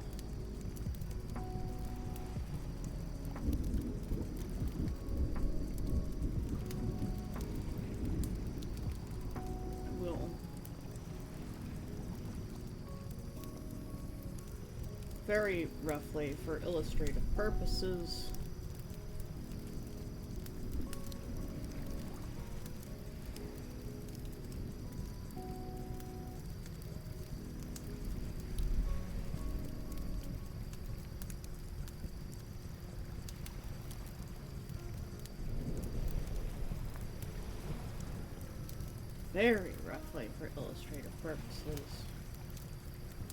select them.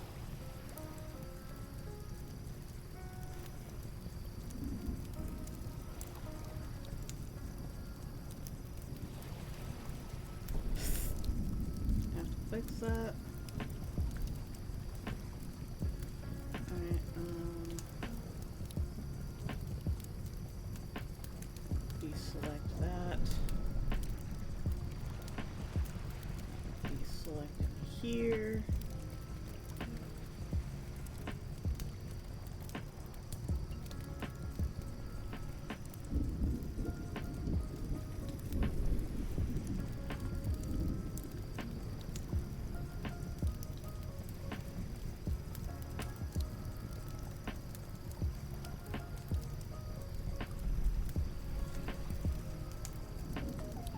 Alright, so you want like the darkest color you've got. You want to fill that in. But if you've just got the straight hard edges left, that's not going to work, right? So you'll want to take like a blur tool or something, like I use. And like there will always be some form of edge lighting or blur on a natural silhouette where your eyes are trying to compensate for between the background and the foreground, so it's never going to be perfect, right?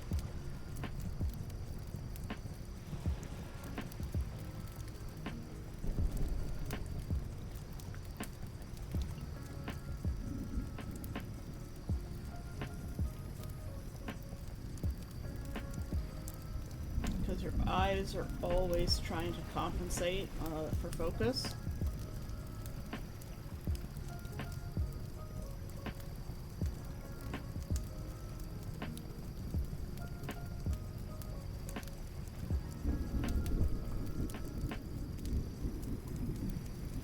Right? And even then, like... Ooh.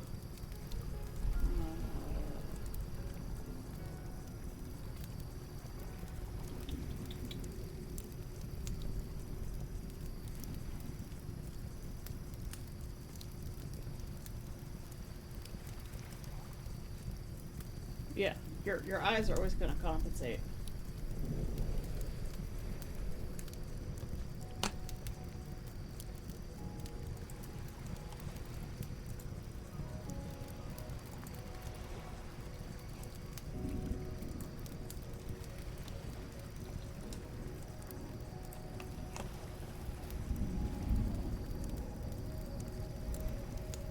And the other thing about silhouettes is typically if you're going to silhouette something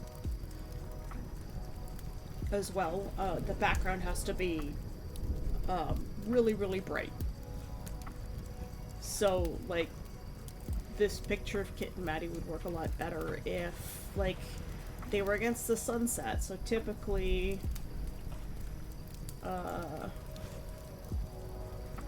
what you want to do is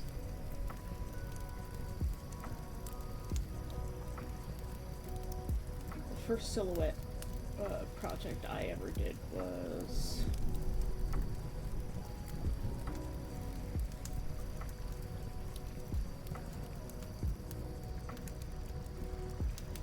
I want something with like a sunset, and then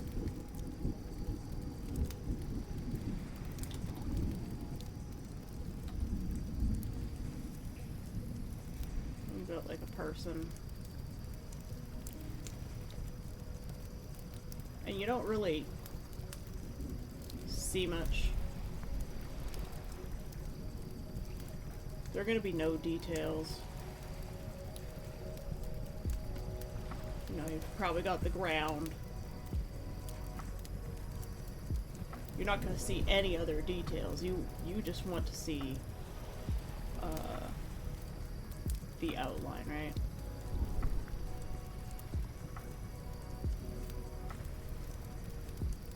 Maybe this person's got a cape and they're standing majestically on a ridge. And then in the middle ground you might have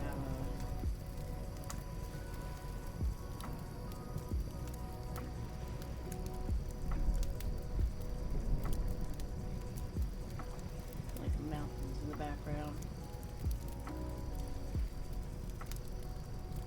These are the worst mountains I've ever drawn in my life. So if you just wanted to do like a cartoon silhouette,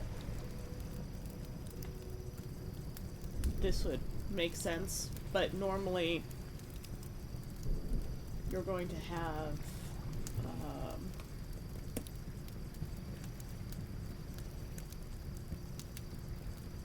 normally you're going to have a little bit of, like, you're going to be able to see,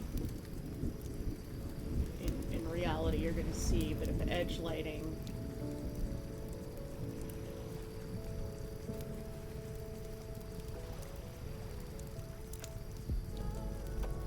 There's always going to be like a little bit of glow, and it's probably going to be from whatever light source you have.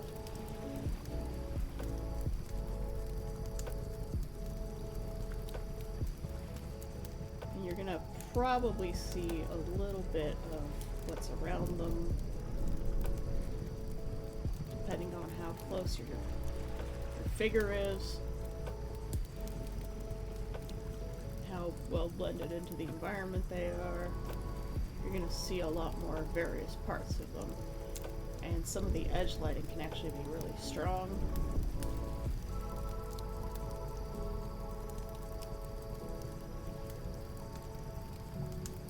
So like a true silhouette, they don't actually exist. There's always a little bit of blurring. Blurring, edge lighting.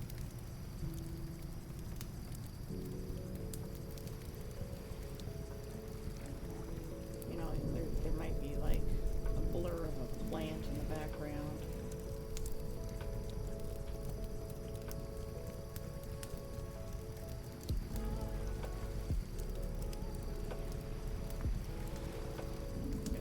A tree or something.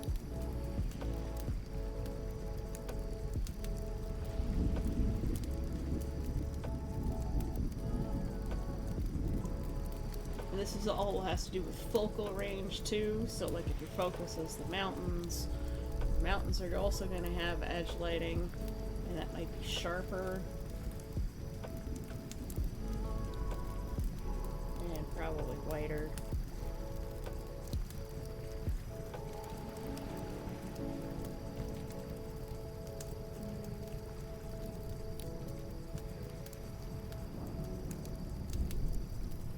Like your sun is setting probably in the middle here.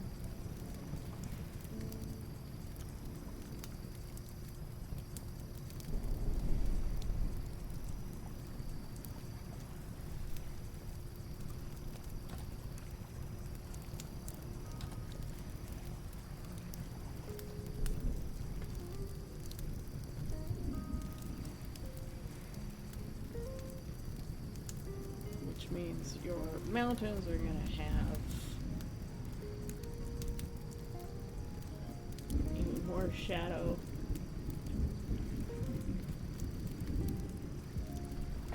This is like the world's shittiest drawing. It's alright.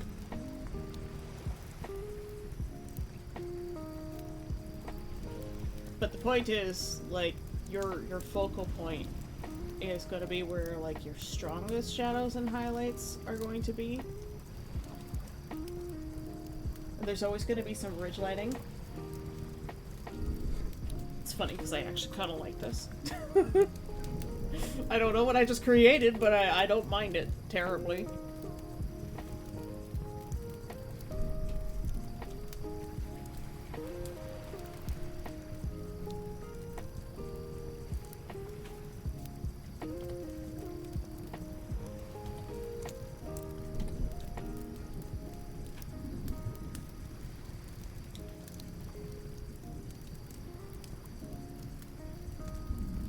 You know, it depends on whether you've got clouds or not.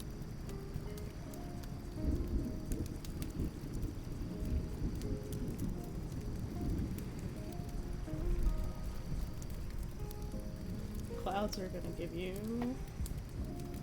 also some brightness, but it's going to be on the side where you've got the most light, right?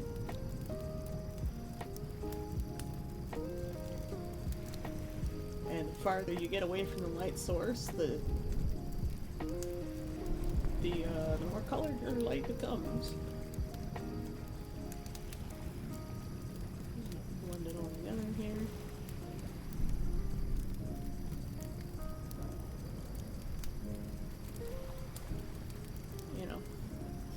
clouds are gonna have darker shadows.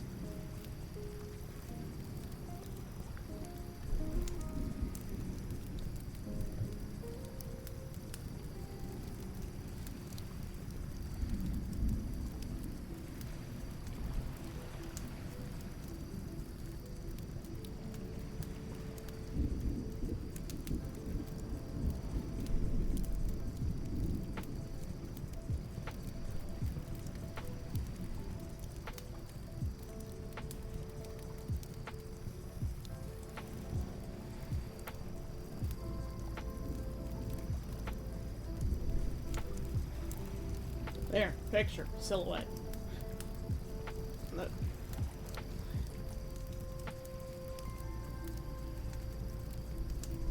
For the ones that you sent me, I'd say the third picture is probably the best picture for you to silhouette, because it has the brightest background.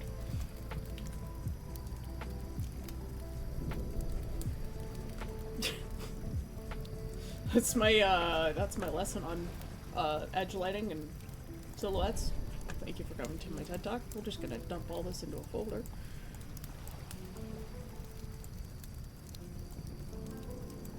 Mountains, go in the right order. Put a tree in. There. This is not the file that's supposed to be in. Well, the same thing goes for Fox and Crow. Like, you'd be able to still see some of their own colors and stuff on their body, but for the most part, like, at most you get some edge lighting, but because the background isn't so bright, it just doesn't work. So for the first one, or the third one of the photos that you sent me, Fantasy, what I would do is I would just cut it out and color it all black.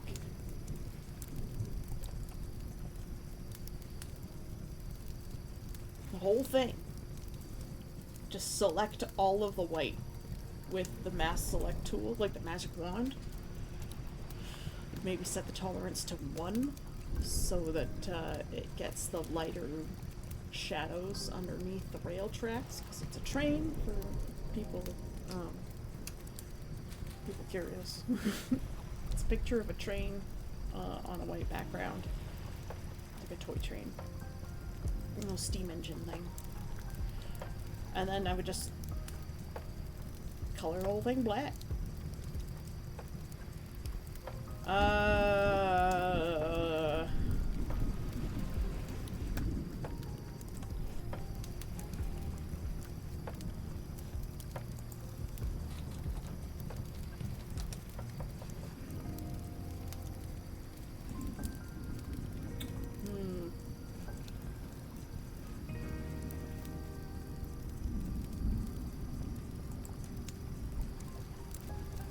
don't know if Clip Studio has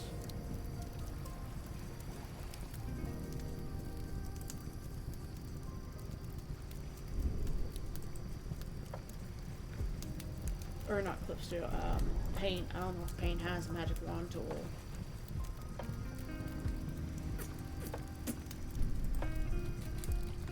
Paint.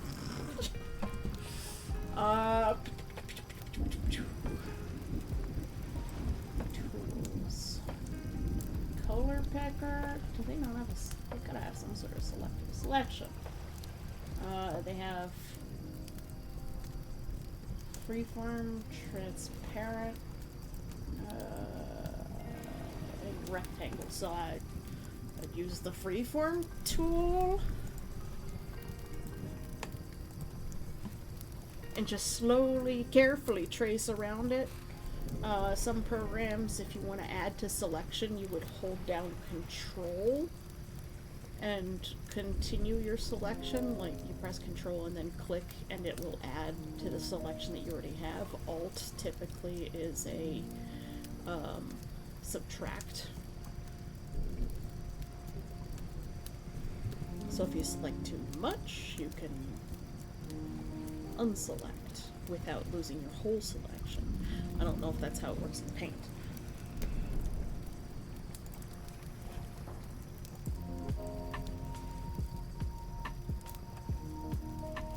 As for other drawing programs, if you wanted something,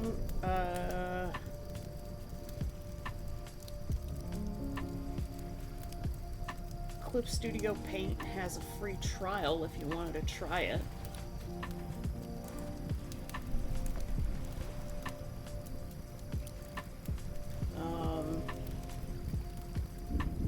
They have two kinds of licenses as well. They have a monthly pass, and they have a perpetual license, because people were like, I don't want to pay a subscription fee to my program that I use all the time, or, you know, may not necessarily always use. And they also have a 12-month license if you just want to use it for 1 year.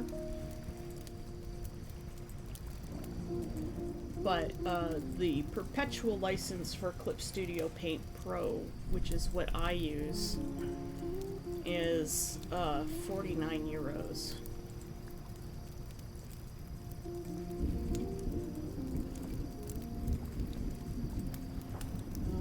Where did my program go? Here we go. I had to minimize everything because my taskbar, my toolbar wasn't showing up on the windows. But if you really, really want to get into art, and you find yourself doing a lot of art and painting, I would recommend getting a proper art program.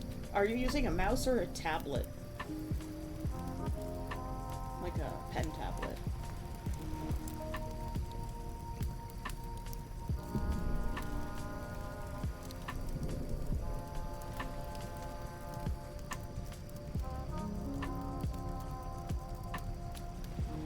Because Fantasy, you keep doing art, and you're doing it hard mode in in Paint.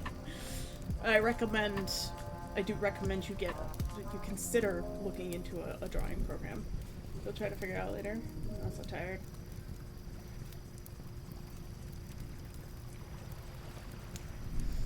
Oh, okay, so you don't have a drawing tablet of any kind?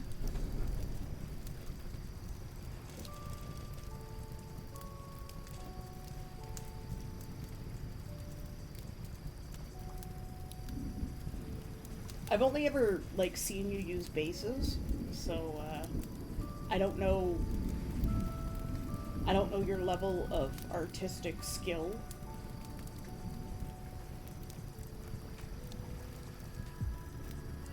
But if you do really love drawing art and you want to learn how to do better art, one, I recommend starting on paper.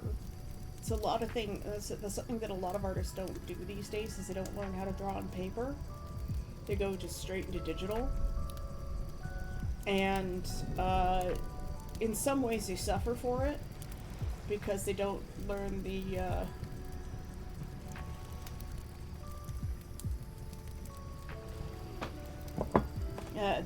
actual techniques. So if I were you, if you really want to learn how to draw, I would start drawing on paper, and I would start with things like still lifes.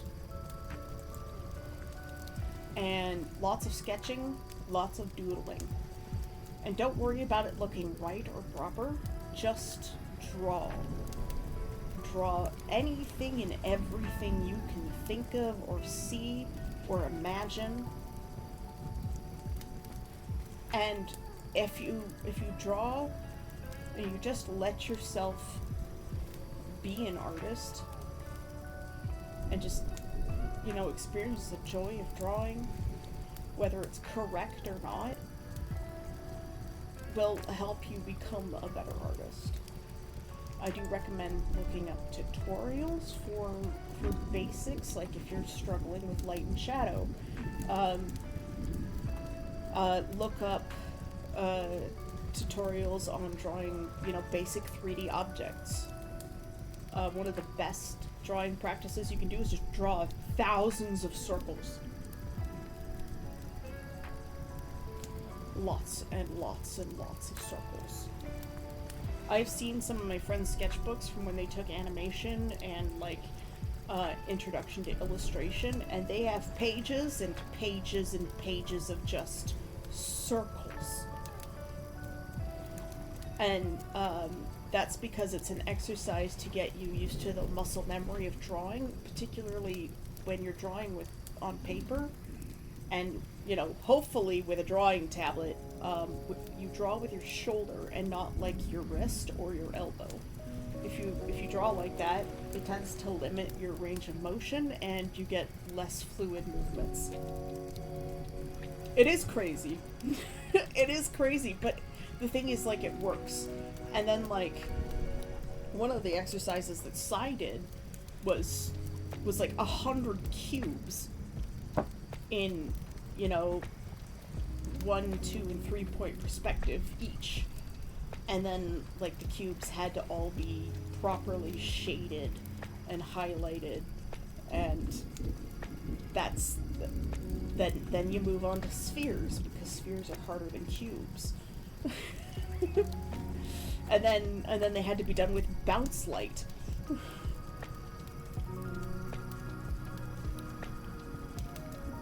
These are exercises that I myself have not done, and I'm just learning how to do them with more complicated shapes. Like you see the ridge lighting on the legs and the succubus, right?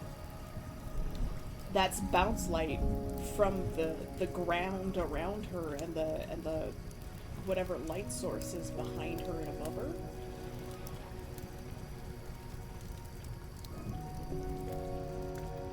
And, like, these are things I'm still learning in terms of light and shadow. And the best thing I ever did was draw that goddamn egg. I was like, why can't I get this right? It's not dark enough, and this highlight isn't bright enough. And then the banana, and I was like, wow, I am really not confident with using basically almost black as my shadows. And once I wrapped my head around that, where I was like, my shadows are not dark enough and my highlights are not bright enough, my art improved dramatically from just that one little step. And then I moved on to more complicated things, like, you know, the color theory with the hills that I did. Let me bring that one up, because I don't think Kira has seen that one. Which folder? So many folders. I think that was this year? Yeah, it should have been this year. Like this one. I learned so much from this piece in terms of how color and light interact with one another. None of those greens are green. They're all yellow. And, like, I can see it now. Now that I'm aware that it's a thing, I can see it. And I can see where the actual greens are versus what's yellow and what's more of, like, a brown color.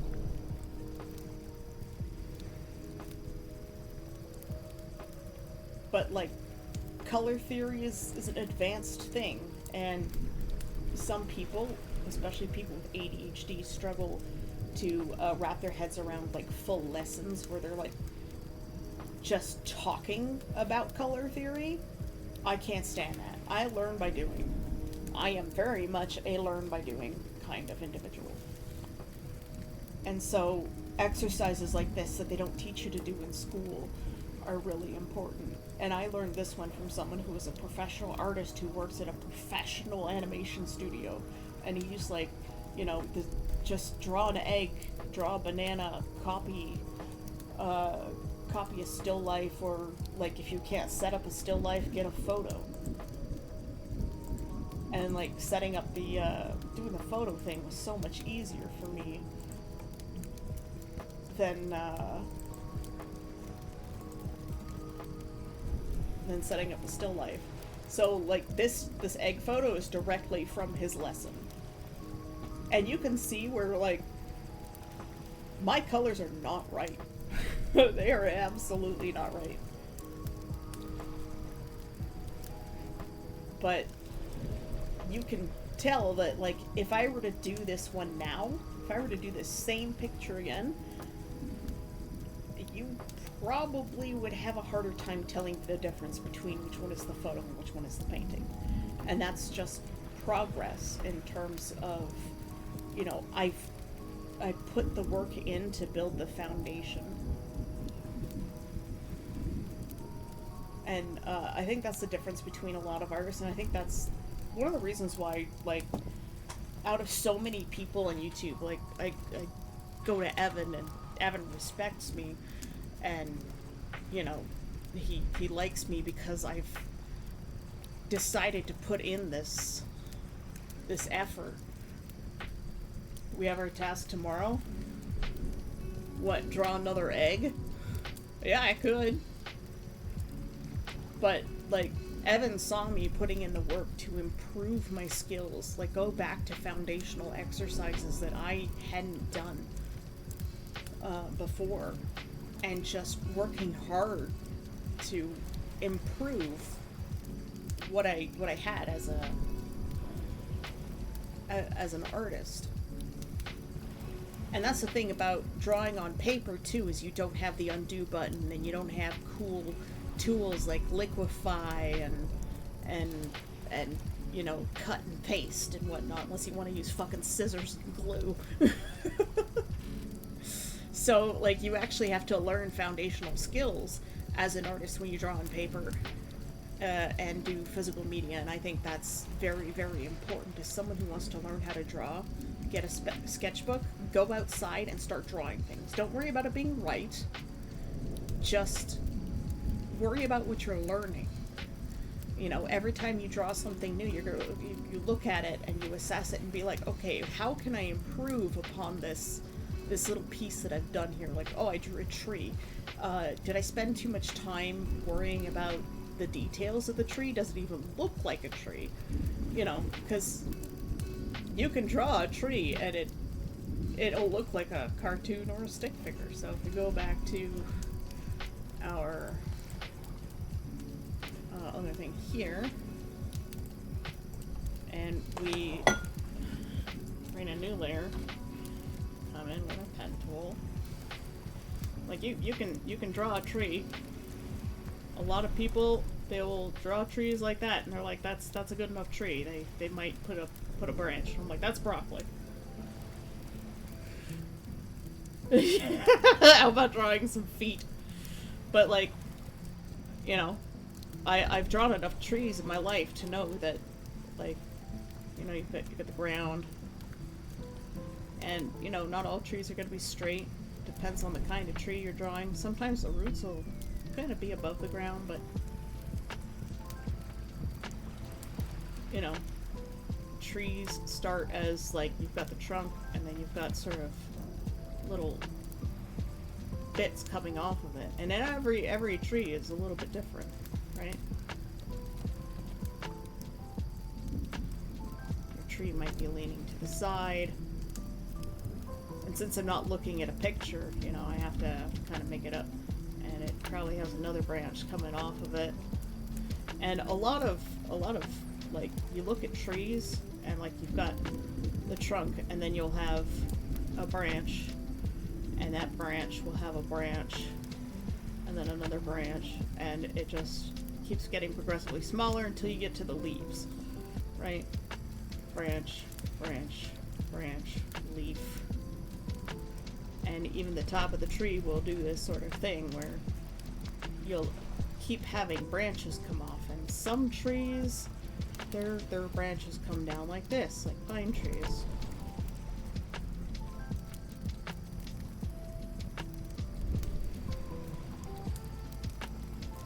And then you've got bamboo that has these segments, and at the edge of the segment you've just got the one branch that comes off, and it'll have a bunch of little leaves on it. But that doesn't ever become another branch. So you could spend a long time putting lots of detail into this tree that you're drawing. You know, you could draw each individual leaf like I used to do. I used to draw my trees kind of like this. I would draw the clusters of leaves, and I would always put in these like hyper details of like the bark, and they look beautiful. Like I would draw these back when I was a teenager, but you know, after a while it's just like, well, these are very stylized trees, but I want to draw something more natural. And so instead of a tree like broccoli, you've got a tree, and then on the branches you've got, you know, clusters of leaves based on the other branches that are coming out. And like, what do you learn from that? Well, trees aren't broccoli. And it's, you know, some trees have symmetrical branches. Like that.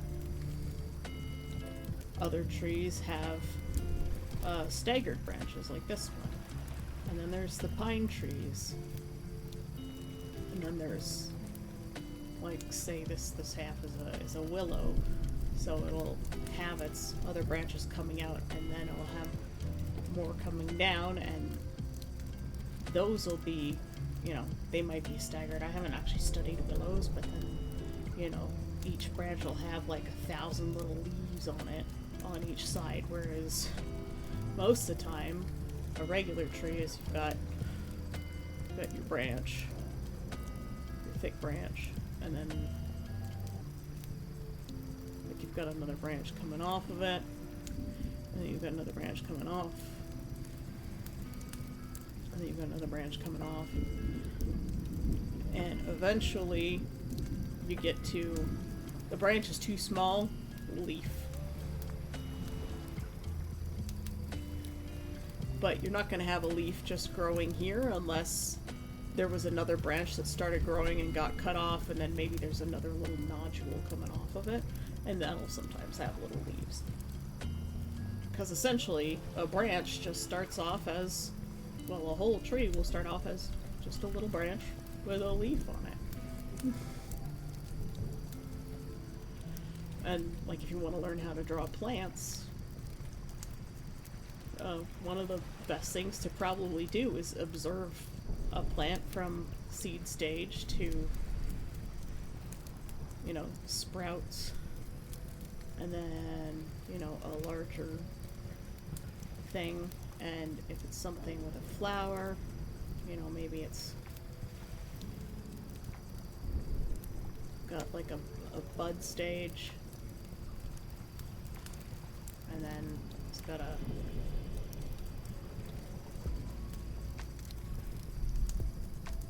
got the flower stage, right?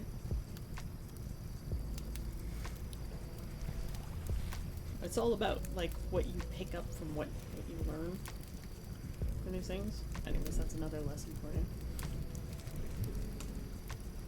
It was hard to explain the tree thing, but like, you know, you can go out and you can draw a tree, but if you learn nothing from drawing the tree, all of your trees are going to look the same. You've got to figure out, you know, what makes this tree, this kind of tree, unique versus, you know, like everybody knows the difference between a deciduous tree and a coniferous tree. One has needles and the other has leaves. But then there's different kinds of coniferous. There's pine and spruce and cedar. And cedar is kind of weird because it doesn't have needles, but it's considered a conifer. Even though it doesn't produce cones. Well, I think cedars do produce cones depending on the breed. But they have like this weird, flat, almost succulent looking kind of quote unquote leaf. But they're still considered evergreens, right? They're weird. Cedars are weird. It's almost prehistoric when you think about it. It's dinosaur trees.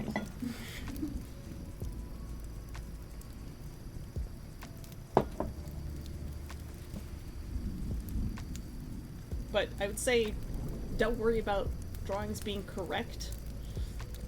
Be more concerned about what you learn from it. Whether you're like, oh, this is really a stiff drawing. So this tree basically just looks like a toothpick or a piece of broccoli.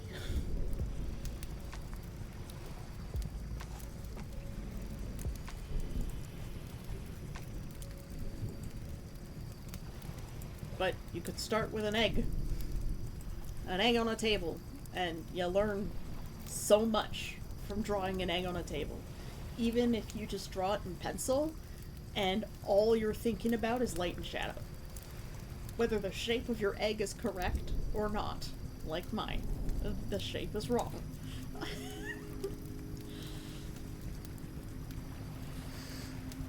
But I think, like, one of the things I like best about this egg picture is not the egg itself, but actually the way I got the reflections in the wood grain and the highlights and shadows in the wood grain, especially where like the light from that window is coming in and hitting the wood. You can tell that the table in the photo is like a laminate. Like it's not a real. It's probably like a veneered MDF with like a couple of dents in it from use. Whereas the other one, my picture, looks like old pine. So it's got that golden hue of pine that's been varnished. You know the furniture that I'm talking about, like the standard. Like everybody's seen it. It's sort of like this. It's pine, but it's like a golden color. Just from age, and that wood itself has like this denting to it where you get the fibers in the wood are softer than other parts, and you sort of get that almost lumpy grain across the pine. And my grandfather, my opa, he made furniture, and he made it mostly out of African white pine, and it's that exact color, and it looks like that when the light hits it. And so I think that was like an unconscious observation that I had as an artist.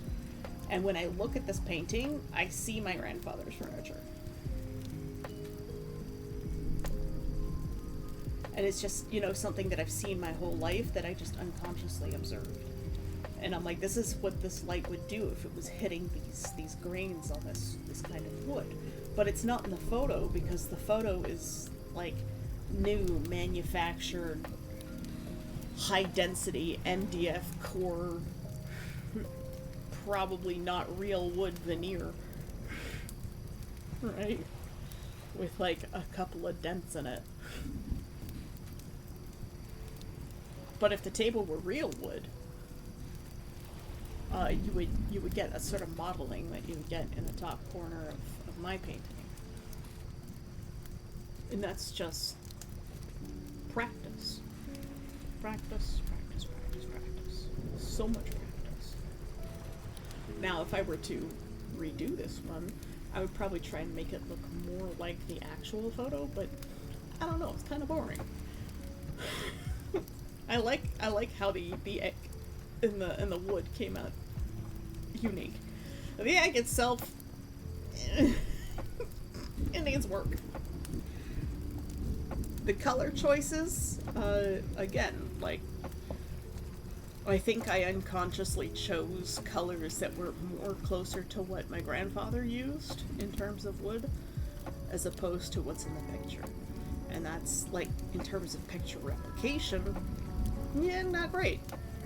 But in terms of artistry, that's a good choice.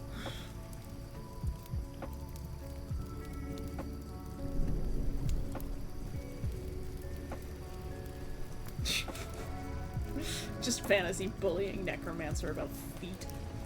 That's another thing, like, I am really bad at drawing feet. Feet and hands, I struggle with, which is why I did the hand painting. Because I was like, well, I want to learn how to do hands better, so I picked a, picture of a hand to paint. Eggy time. Yeah, maybe we can redo Eggy tomorrow. How about that? But like, you can see that like this is one of the older ones, because you can tell my color choices still aren't quite right. There was something about the color that I was struggling with. And I think it's just I have a preference to lean towards like a certain set of hues myself. Lately I have been leaning towards warmer colors. And more muted neutral tones. Like just even in real life. I just prefer them. And more earthy colors. But like after painting this hand, my ability to draw hands improved dramatically. And that's why they have you do exercises in art class, like draw real people. This is why figure drawing is such an important art practice that you can actually do. And I know that like when we're teenagers in art class in high school, we're just like, yeah, this is a bird course. I'm taking it for an easy grade so I can get the fuck out of school. If I were an art teacher,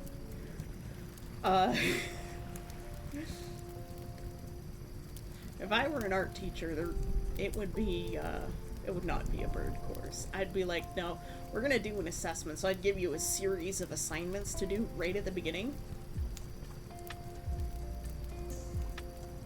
And I would assess those assignments. The fact that, you know, you completed the assignment is the case. Welcome back, Ross. And then at the end of the course, I would test you on how much you improved as an artist and what you've learned as an artist. This is why, like, art history needs to be a separate course. Because nobody wants to take art history. But, like, the curriculum is set up in such a way that you're required to teach art history if you're an art teacher. And I'm like, that should be the history teacher's area. The art teacher should be teaching kids how to do art.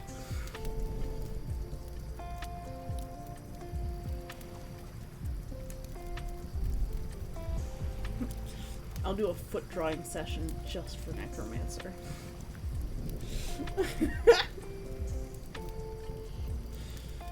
Put time to a chair and force him to watch.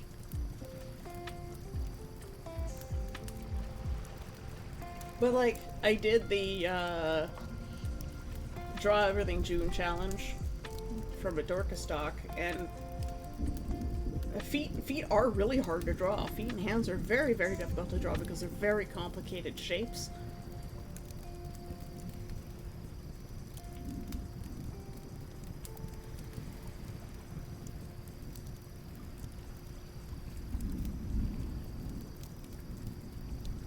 Yeah, and honestly, the best way you can learn how to do that is to just this exercise. This exercise. I can't stress that enough. You take a photo, you replicate it. Because you learn a lot from it too. Like, oh, the skin folds this way and it doesn't do that, you know. It wraps around the muscle this way and not that way.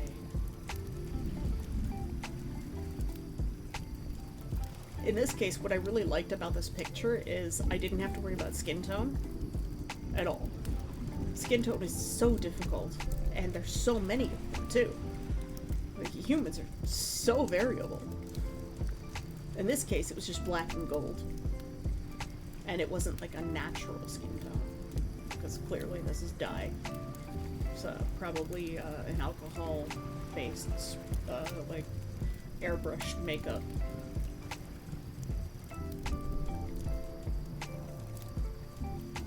Body paint kind of deal.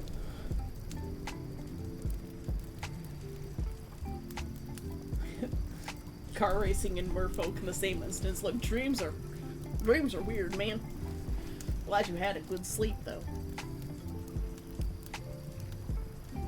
But yes, fantasy, if you are really, really, really interested in drawing, I recommend that you learn how to draw on paper And never use a base again.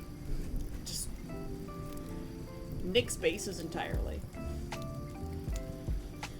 I know bases are fun and they're easy, but it's so much more rewarding when you've figured out how to draw that thing on your own and then you never need a base again. And that is the best advice I can give you from one artist to a budding artist. It'll be hard and frustrating and you'll feel like you're not making any progress. But if you can put letters on a piece of paper, you can draw. I know people are like, oh, I can't draw. And I'm like, can you write out the letter A? Yeah, then you can draw.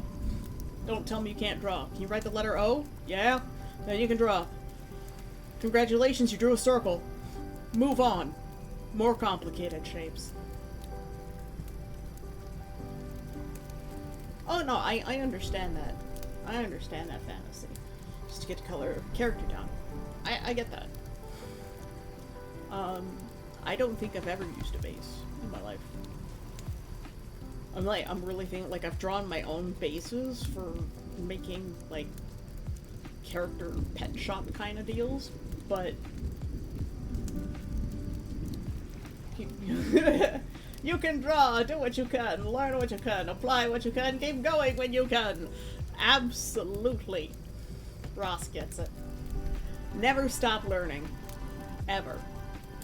I will keep learning new things up until the moment of my death. When my last neuron is firing, I will still be learning things.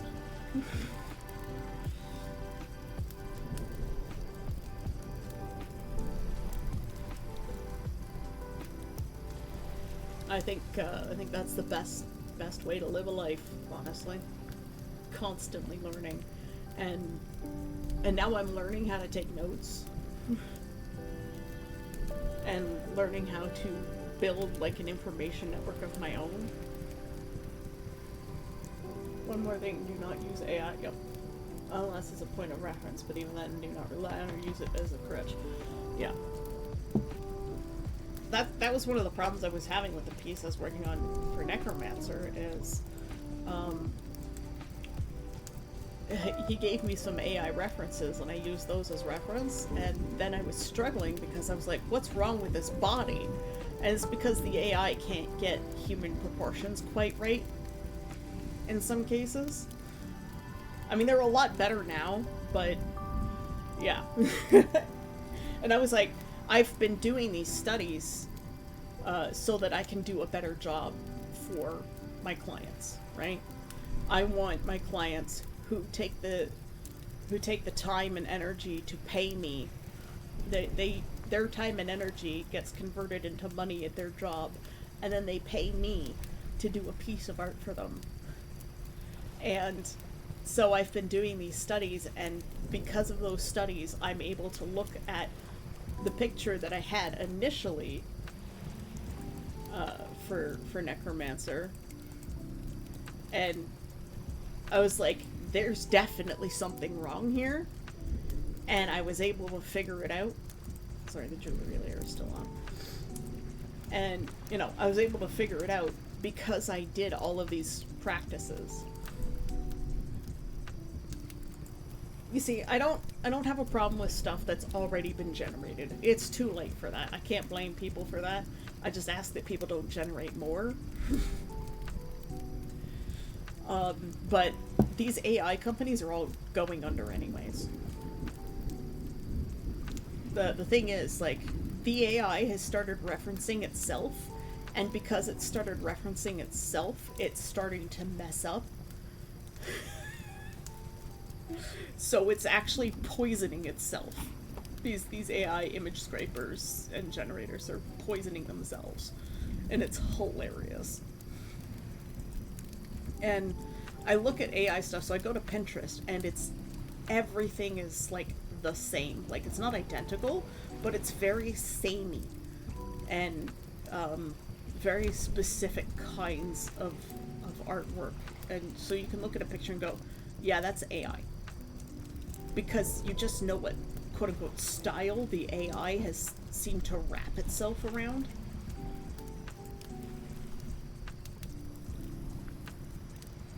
But yeah, AI is poisoning itself. Even the AI writers are poisoning themselves with their own slop, and it's hilarious to watch. But yeah, so we went from that to this, and like, you just look at the sheer improvement, and that's just from doing those portraits. Especially like around the nose and mouth areas where I had the most trouble in terms of drawing people, and now the place where I have the most trouble is like lots of light and shadow around the eyes, because the eye is a very complicated shape. Ears, not so much. They're just a pain in the ass.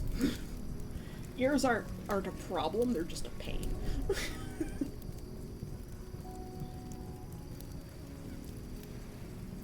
My friend poses for her own art purposes just so she doesn't use AI. Yep. And this is why, like, I prefer stock photos. So, like, if a client can give me a stock photo as a reference, that's great. If they can't draw, they can give me a stick figure as a reference. Like, oh, I want this pose. And they just use a stick figure. That is enough for me.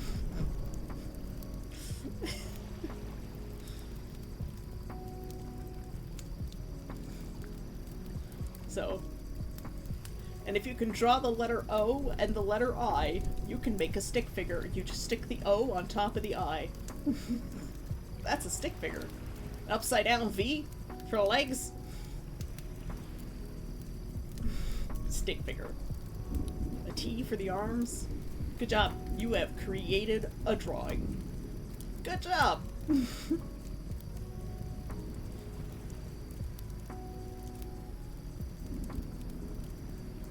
Your dad posed for one and we both laughed so much.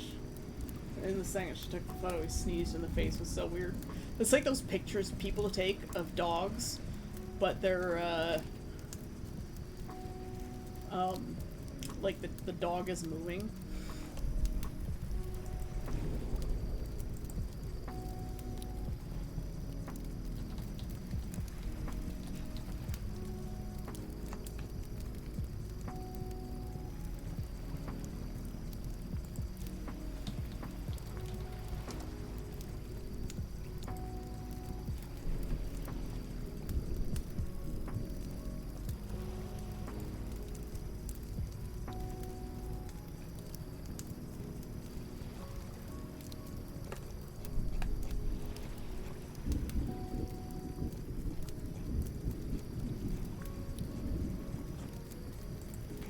Not quite what I'm looking for, but like, have you seen those photos of they're like taking images in like a series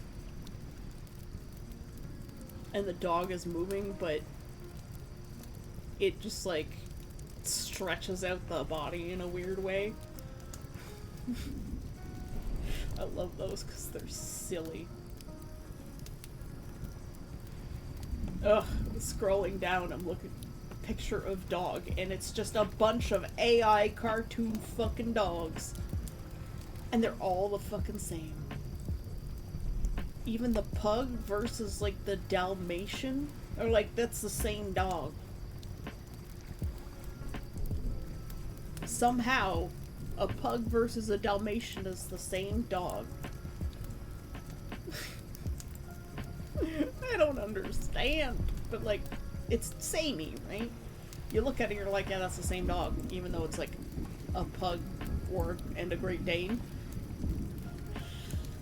It's like super stylized cartoon to the point where you're like, these two things look identical, but they're entirely different pictures and entirely different like subspecies of dog. And it's so boring. And this is why AI can never replace a human artist until, like, AI becomes self-aware. In which case, humanity is doomed. We'll just straight up be doomed, because we can't process fast enough. The human brain Like, thoughts operate at 10 bits a second. They've measured it now. I posted something in Science on my Discord the other day about that. We process things at 10 bits a second, even though, like, our neurons fire billions times faster than that.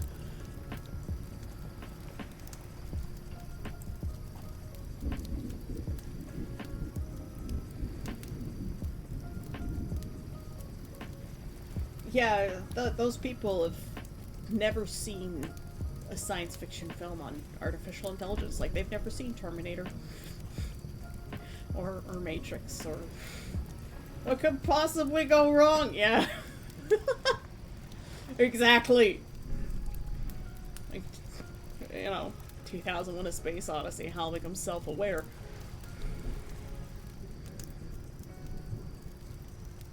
Like, please don't. Please don't. We don't need that. This will not happen this time because it's real life. The hubris. The Hindenburg comes to mind. The Titanic. Every disaster that we've ever had that was man-made. Chernobyl.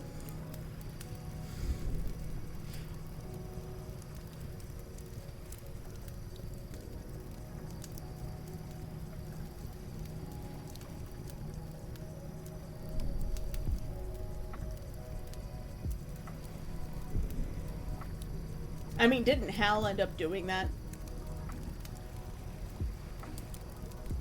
Hal 9000 ended up, like, self-sacrificing.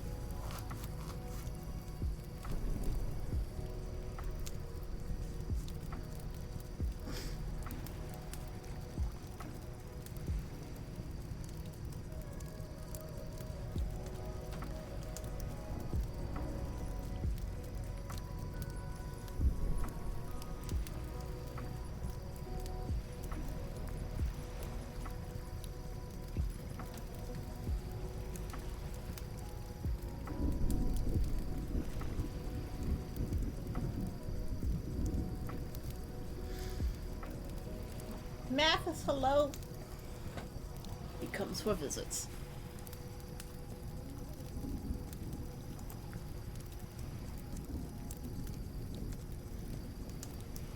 But yeah, I would prefer a client giving me a stick figure as a pose reference than AI. And just tell me, like, what their figure is wearing. If they want, like, a specific pose. If they're like, oh, just do what you want, then, you know, freedom. Sometimes it's a little bit too much.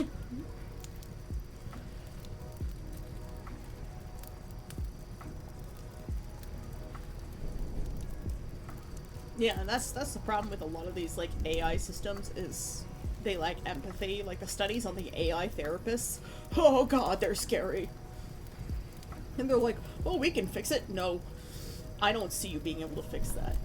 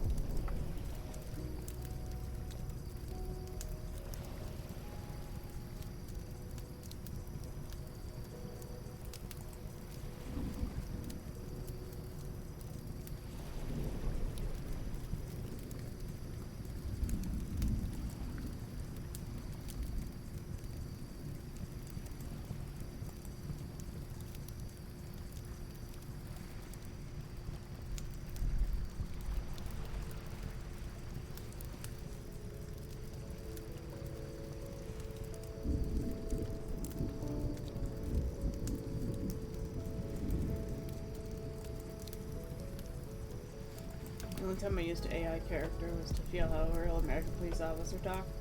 You know how you find out how a real American police officer talks? You watch police videos. Body cam videos from America.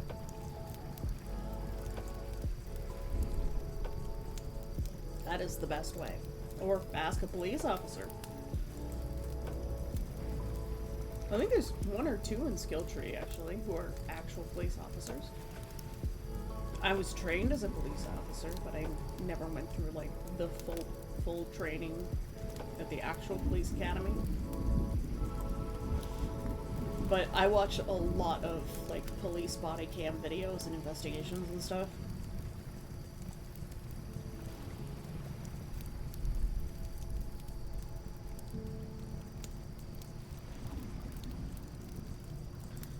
I used the DeviantArt AI once just to see like what it could do, and it was trash, so I never went back. Didn't get a straight reply. Yeah, I recommend just watching some body cam videos on YouTube.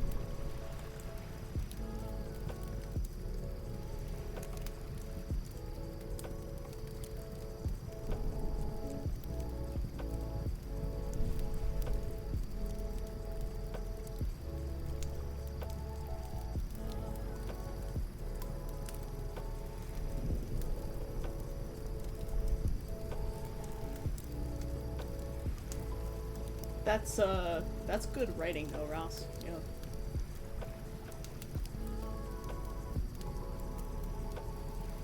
It's hard to get a reply in Skill Tree for some things. Like, I used to post my stream there every day, and it got to a point where, like, the people who show up are the people who've been here since the beginning.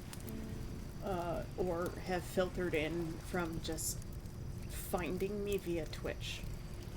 I think only one person has found me via my Blue Sky posts. Yeah, well, I mean, Skill Tree's got 200,000 subscribers. They're not a small channel anymore. Kit and Maddie are great, but I don't think they realize that they are no longer a small channel.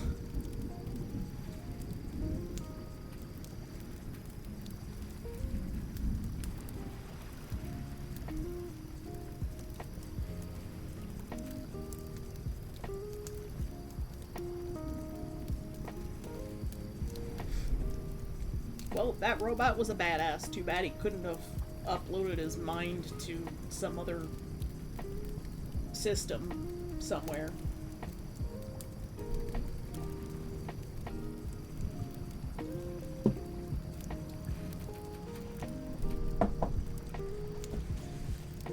But then, you know, that would defeat the purpose of his self-sacrifice.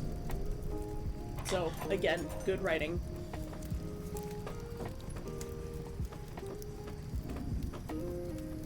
Konakochu, hello.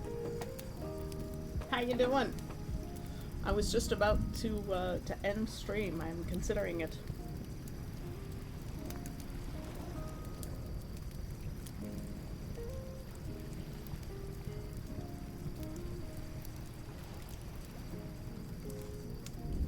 Like, we talk about machines learning empathy. There are humans who don't even understand empathy or know empathy. Yeah, I know Evan is live. The Necromancer's probably working. I don't assume I've made Necromancer feel bad. Necromancer knows I don't mind it when he gives me an AI reference. I have told him this before, I just have a preference that I would prefer a stick figure to AI.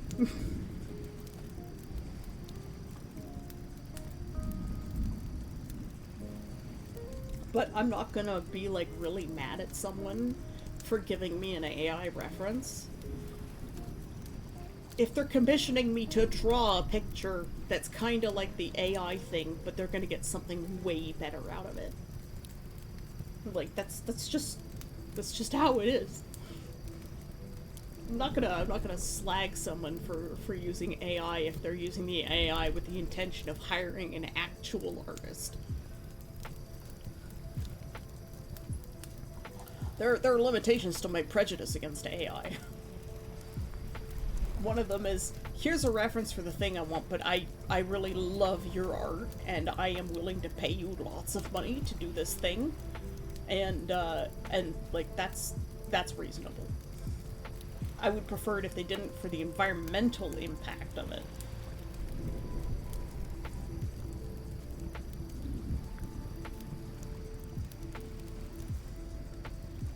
But, like, one human being not using AI ever again is not gonna make a difference.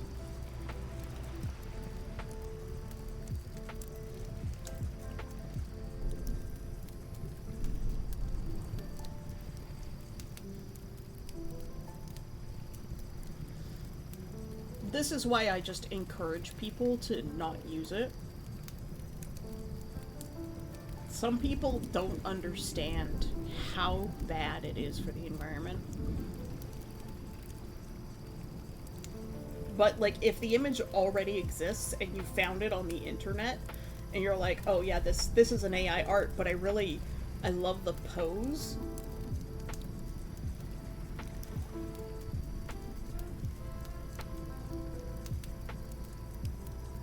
Most of my artist friends will refuse you if you use AI.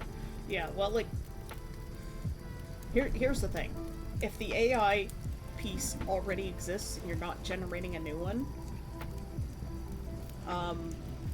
then it exists. There's nothing you can do about it. But you're like, this picture exists, can you draw me a piece with a pose similar to this? Right? It already exists, so you can't undo the damage that that picture has already done. As long as you don't generate more to try and get variations on that, then yeah, you understand. Oh god, Shadowversity, piece of shit. Feel free to tell him that I said it.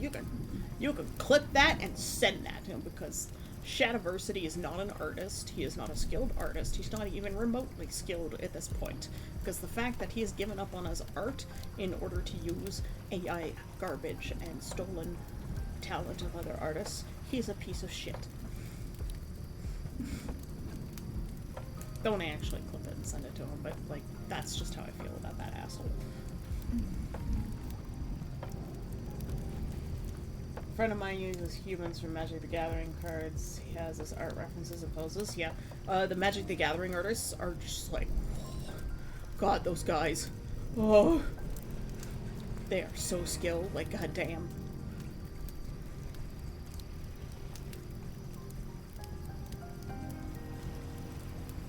Because I just kind of sometimes feel like I have a track record of making people upset.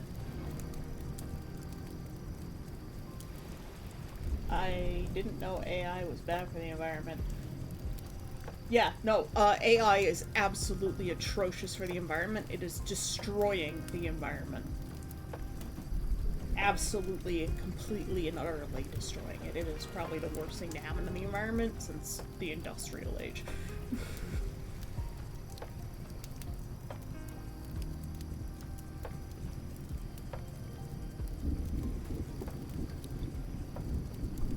Yeah, Shadowversity is just a lazy bitch. That's all. He thinks AI is a tool for creating art because he has the artistic eye. Like, no actual artist says they have an artistic eye. Like, excuse me.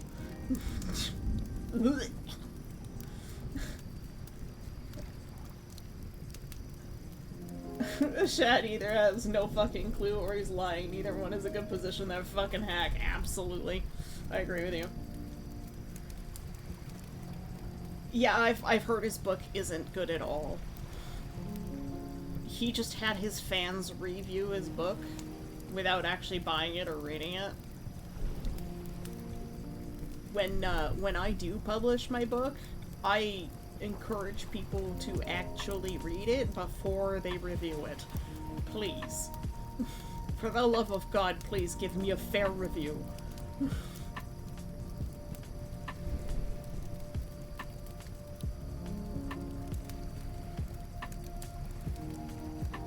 But yeah, now you know, Kanekochu. Don't use AI because it's absolute shit for the environment. I would go to YouTube and look up some videos on how AI is bad for the environment, if I were you, if you wanted to learn more. and discourage everyone you know from using it.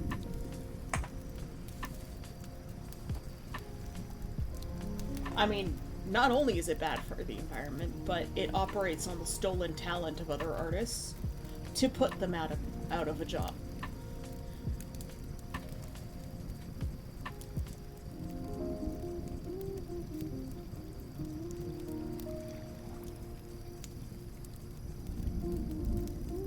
But yeah, I don't want Necromancer to feel bad for giving me AI references. I don't know whether he generated them himself or they were already existent. But now he knows that I would prefer if somebody were to give me a stick figure over an AI if they can't draw and they can't find the reference that they want. I would prefer that.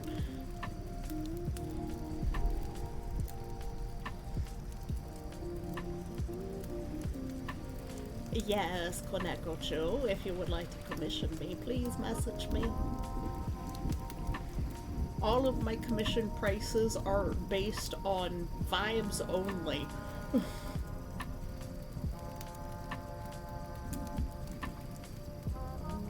4 minutes is 10 hours too long. Meanwhile, I've been working on the same fucking painting for 4 goddamn months.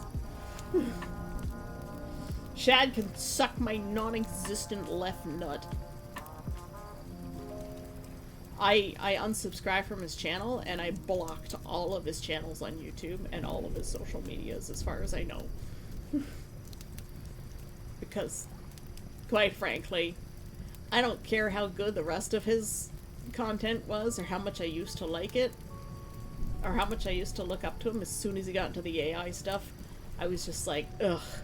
And like hearing his opinions on like trans and gay people, I was already like, ugh. Like, I only give you a minor pass because it's your like stupid brainwashed cult religion dumbass shit.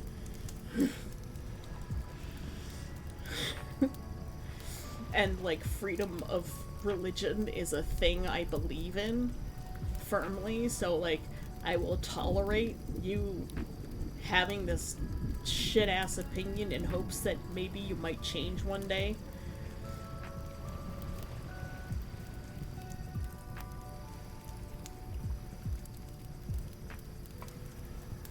Yeah, he's Shadiversity on YouTube. He liked to do like LARP and historical reenactment content, and he wants to build a castle in Australia, and I hope he never does, because yeah, all he does is complain. His brother is Jazza.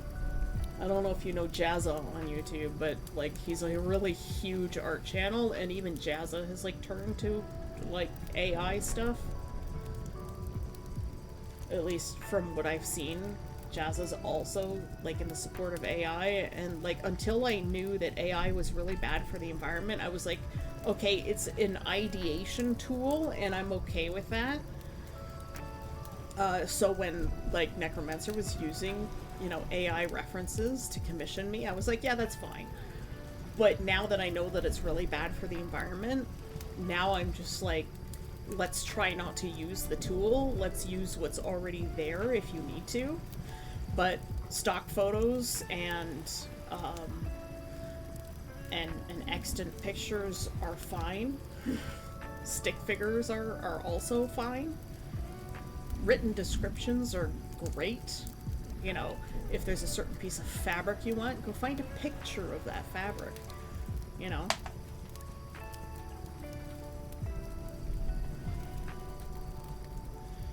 Like, I didn't know how to do this kind of work on a fabric, and now I know how to do it because I've done it as a painter, right? I'm still in the process of doing it. But, you know, if there's a certain kind of fabric you want, absolutely, give me a sample of that fabric in a picture, and I will try and replicate it.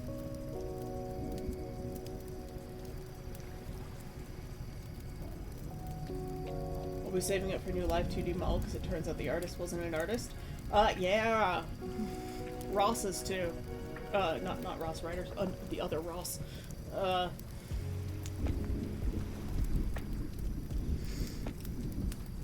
I'm really good at spotting AI. Because I've seen so goddamn much of it. But, like, Clip Studio had an illustration contest a couple of months back, and an AI piece made it to 2nd place.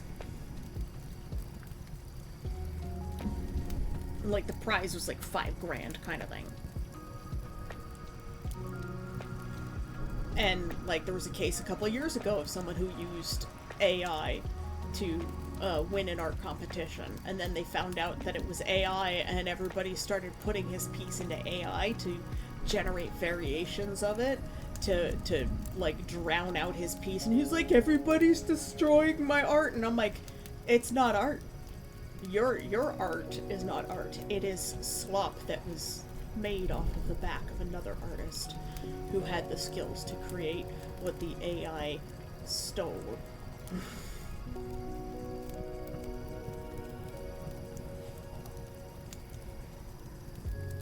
I'm trying to make a drawing where a metaphor Shadowversity respects his box crate without a parachute. Oh.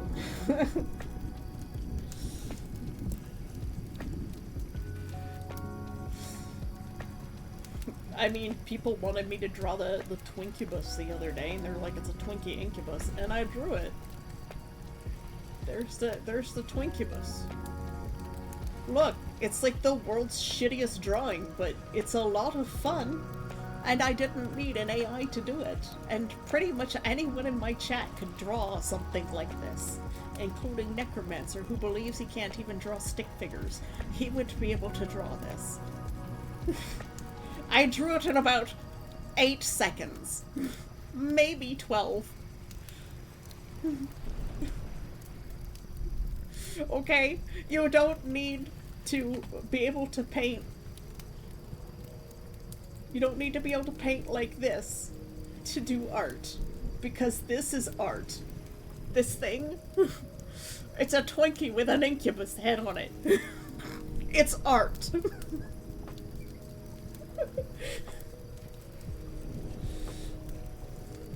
It's like the goddamn Cubus. Look, art. It's a bunch of little lines. It's a box with horns and a wing. Oh, little fangs. That's like one of my favorite things. He's gonna become an emote one day. Maybe it'll just be that as the emote too. It'll just be the cube with the tail. Just a transparent background. No colors, no special like line fixes, it's just that.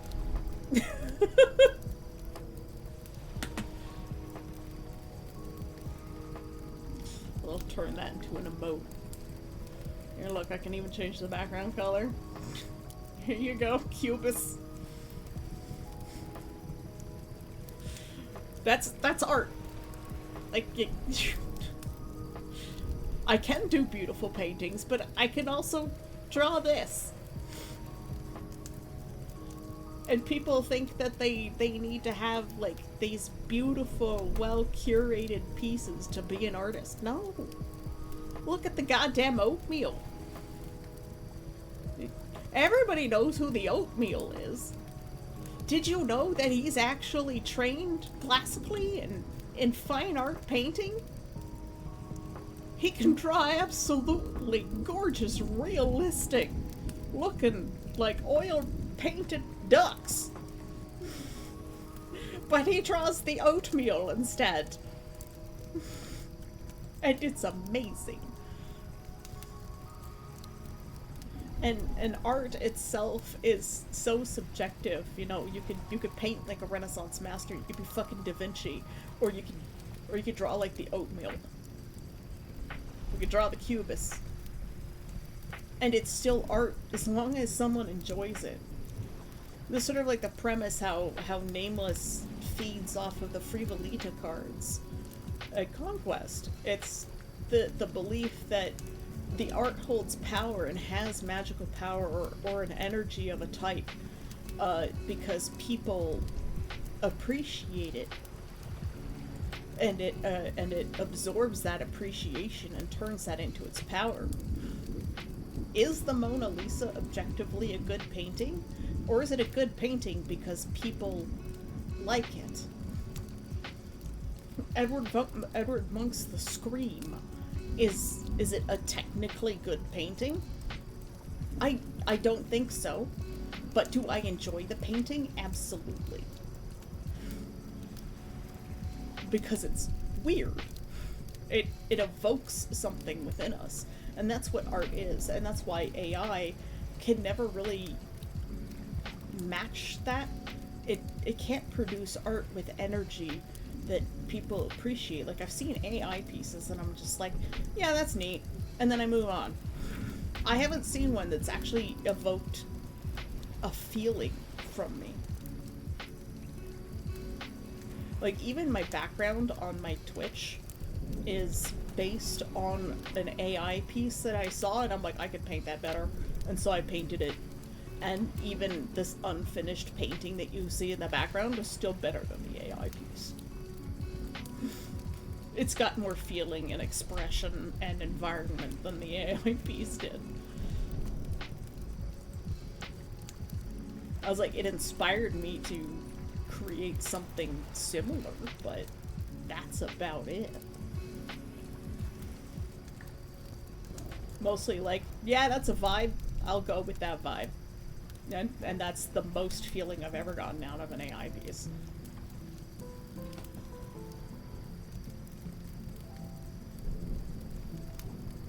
Yeah, that's what art is supposed to do. And that's the problem with AI, is it can't do that because there was no intention behind the piece when you made it. My intention behind the Cubist was, this is silly and fun. And, well, it's silly and fun. That's the feeling you get from this piece. We were all having fun talking about the Twincubus. That's the whole point behind that piece. I don't need that one open anymore. And this was a practice, but you're like, that is a cool environment. You know, like, God, I wish I could go there. It's mysterious. And even the photo itself was an intentional art piece. Like, that is an actual photo. It's a bit grainy, but thank you for the hydrate.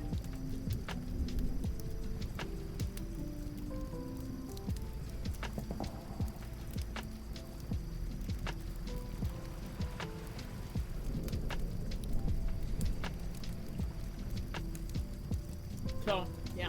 Necromancer, if you're still listening, I'm not upset that you used AI as references. That's what it comes down to. Just, you know, no, don't generate any more. And now you know. It's very easy.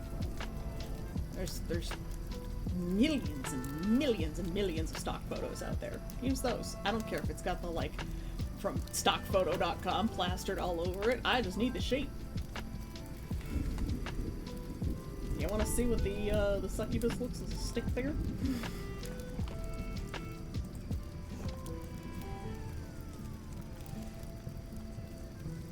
If Necromancer had sent me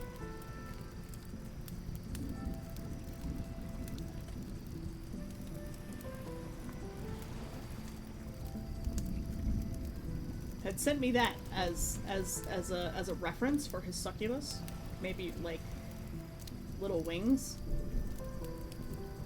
and like tail. even just this pose. If Necromancer had sent me that, he still would have gotten this. So, if you can't draw, yes you can. Yes you can. Can you draw the letter O? Here you go, letter O. How about the letter I? Oh look, now it's the letter T. An upside down V. Stickman. There you go, Ralph. There you go, Necromancer. You have that level of art skill, I'm sure. If you can draw letters, you can draw stick man.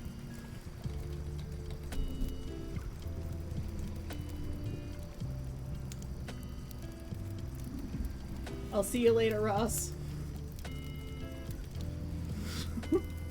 We're gonna raid into Evan very, very shortly. Yes, but I haven't raided Evan in a very long time, so I would like to raid Evan. And Necromancer, you do have that level of art skill. I believe in you. And even if you are absolutely serious that you don't, and you don't even feel comfortable giving me a stick figure, find a stock photo.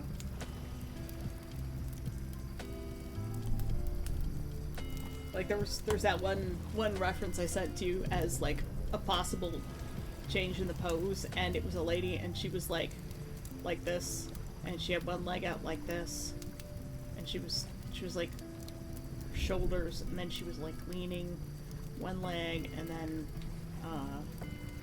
the other one was doing like this kind of doodad where she was like kneeling or something, and the other one went like that.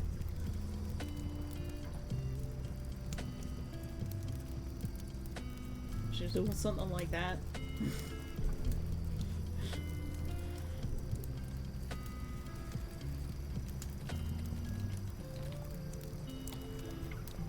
Like that would be a viable stock photo. You'd just be like, yeah, instead can you have her facing forward with like she's crouching on both her legs, but her thighs are like wide open. Like even that as a description. Nah. I believe in you, Necromancer.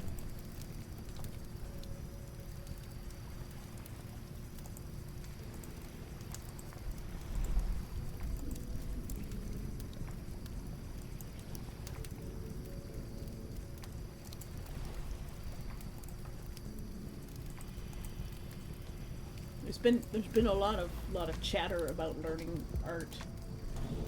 If we ever meet up, Necromancer, I'll teach you how to draw stickmen. It's all about practice. I taught a kid how to paint weapons. Like Clark weapons.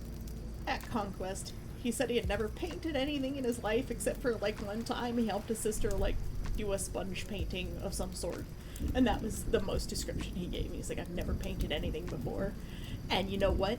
I taught him so well that he's like, I didn't know painting could be this relaxing and enjoyable. And even Art, the guy who was running the quest, was like, wow, you did a really great job. And he did. He did a fantastic job for his first time for having absolutely zero art skill. Zero. None. Nada. Nothing. 9. Null. How many other ways can I say nothing? Zip. And he did such a good job. I'm so proud of him. And I think he had a great time learning how to do it. And it was like, if he never paints anything again in his life, it was still an experience he will remember. So you know what, Necromancer? If there's ever an opportunity to get together, I will teach you how to do some art. Basic art. Together. On paper. Physical media. You might discover something new. And even if you never do it again for the rest of your life, it'll still be something that you're like, yeah, I did that. It may not be like, you know, Da Vinci's masterpiece. It's not like, you know, Van Gogh's Starry Night, but you made it. And that's all that matters. Did you make it? And did you enjoy it? Yes, yes. Great. If you didn't enjoy it, well then you never have to do it again, right?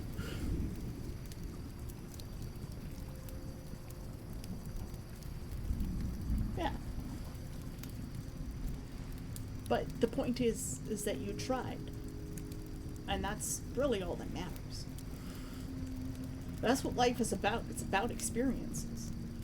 And that's something that an AI can never have, is experience.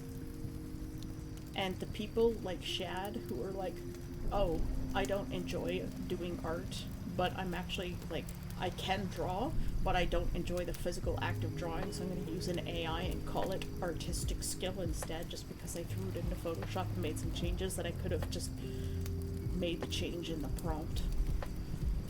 Written prompt into the AI. Just as an excuse to try and manufacture your argument as valid. Then, like, that's bullshit.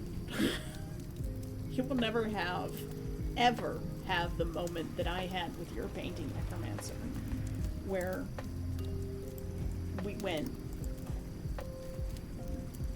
from this to this. Or we went from, yeah, that's a cool picture, you know, it's got some technical problems too. This is a beautiful piece of artwork, and it when that smoke started going in, we were just like, this is art. This went from a cool picture to, wow, I've never drawn anything this amazing in my life. This is so neat, you know, and because of you, Necromancer, because you commissioned me, I had that experience for the first time as an artist, and I was able to share it on stream with you guys, which is also incredible and something that I never thought would happen.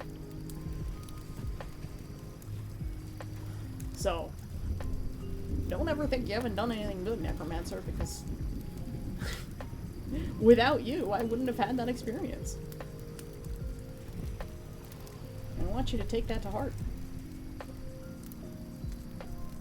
That you had an important impact on my life. It's possible that someone else would have commissioned me for an art piece and I would have had that experience as well. But, you know, that didn't happen. That experience happened because you were here. So, that's the way it is. And that's art.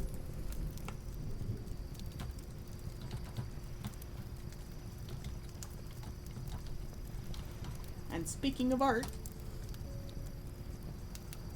with that, we are off sailing to other waters. My Franz, may you wash ashore great beaches. We are going to see Evan Blair art now. I will see you all tomorrow, same time, usual shenanigans. And when I do say I love you all at the end, I do actually mean it. So, I love you all, bye-bye!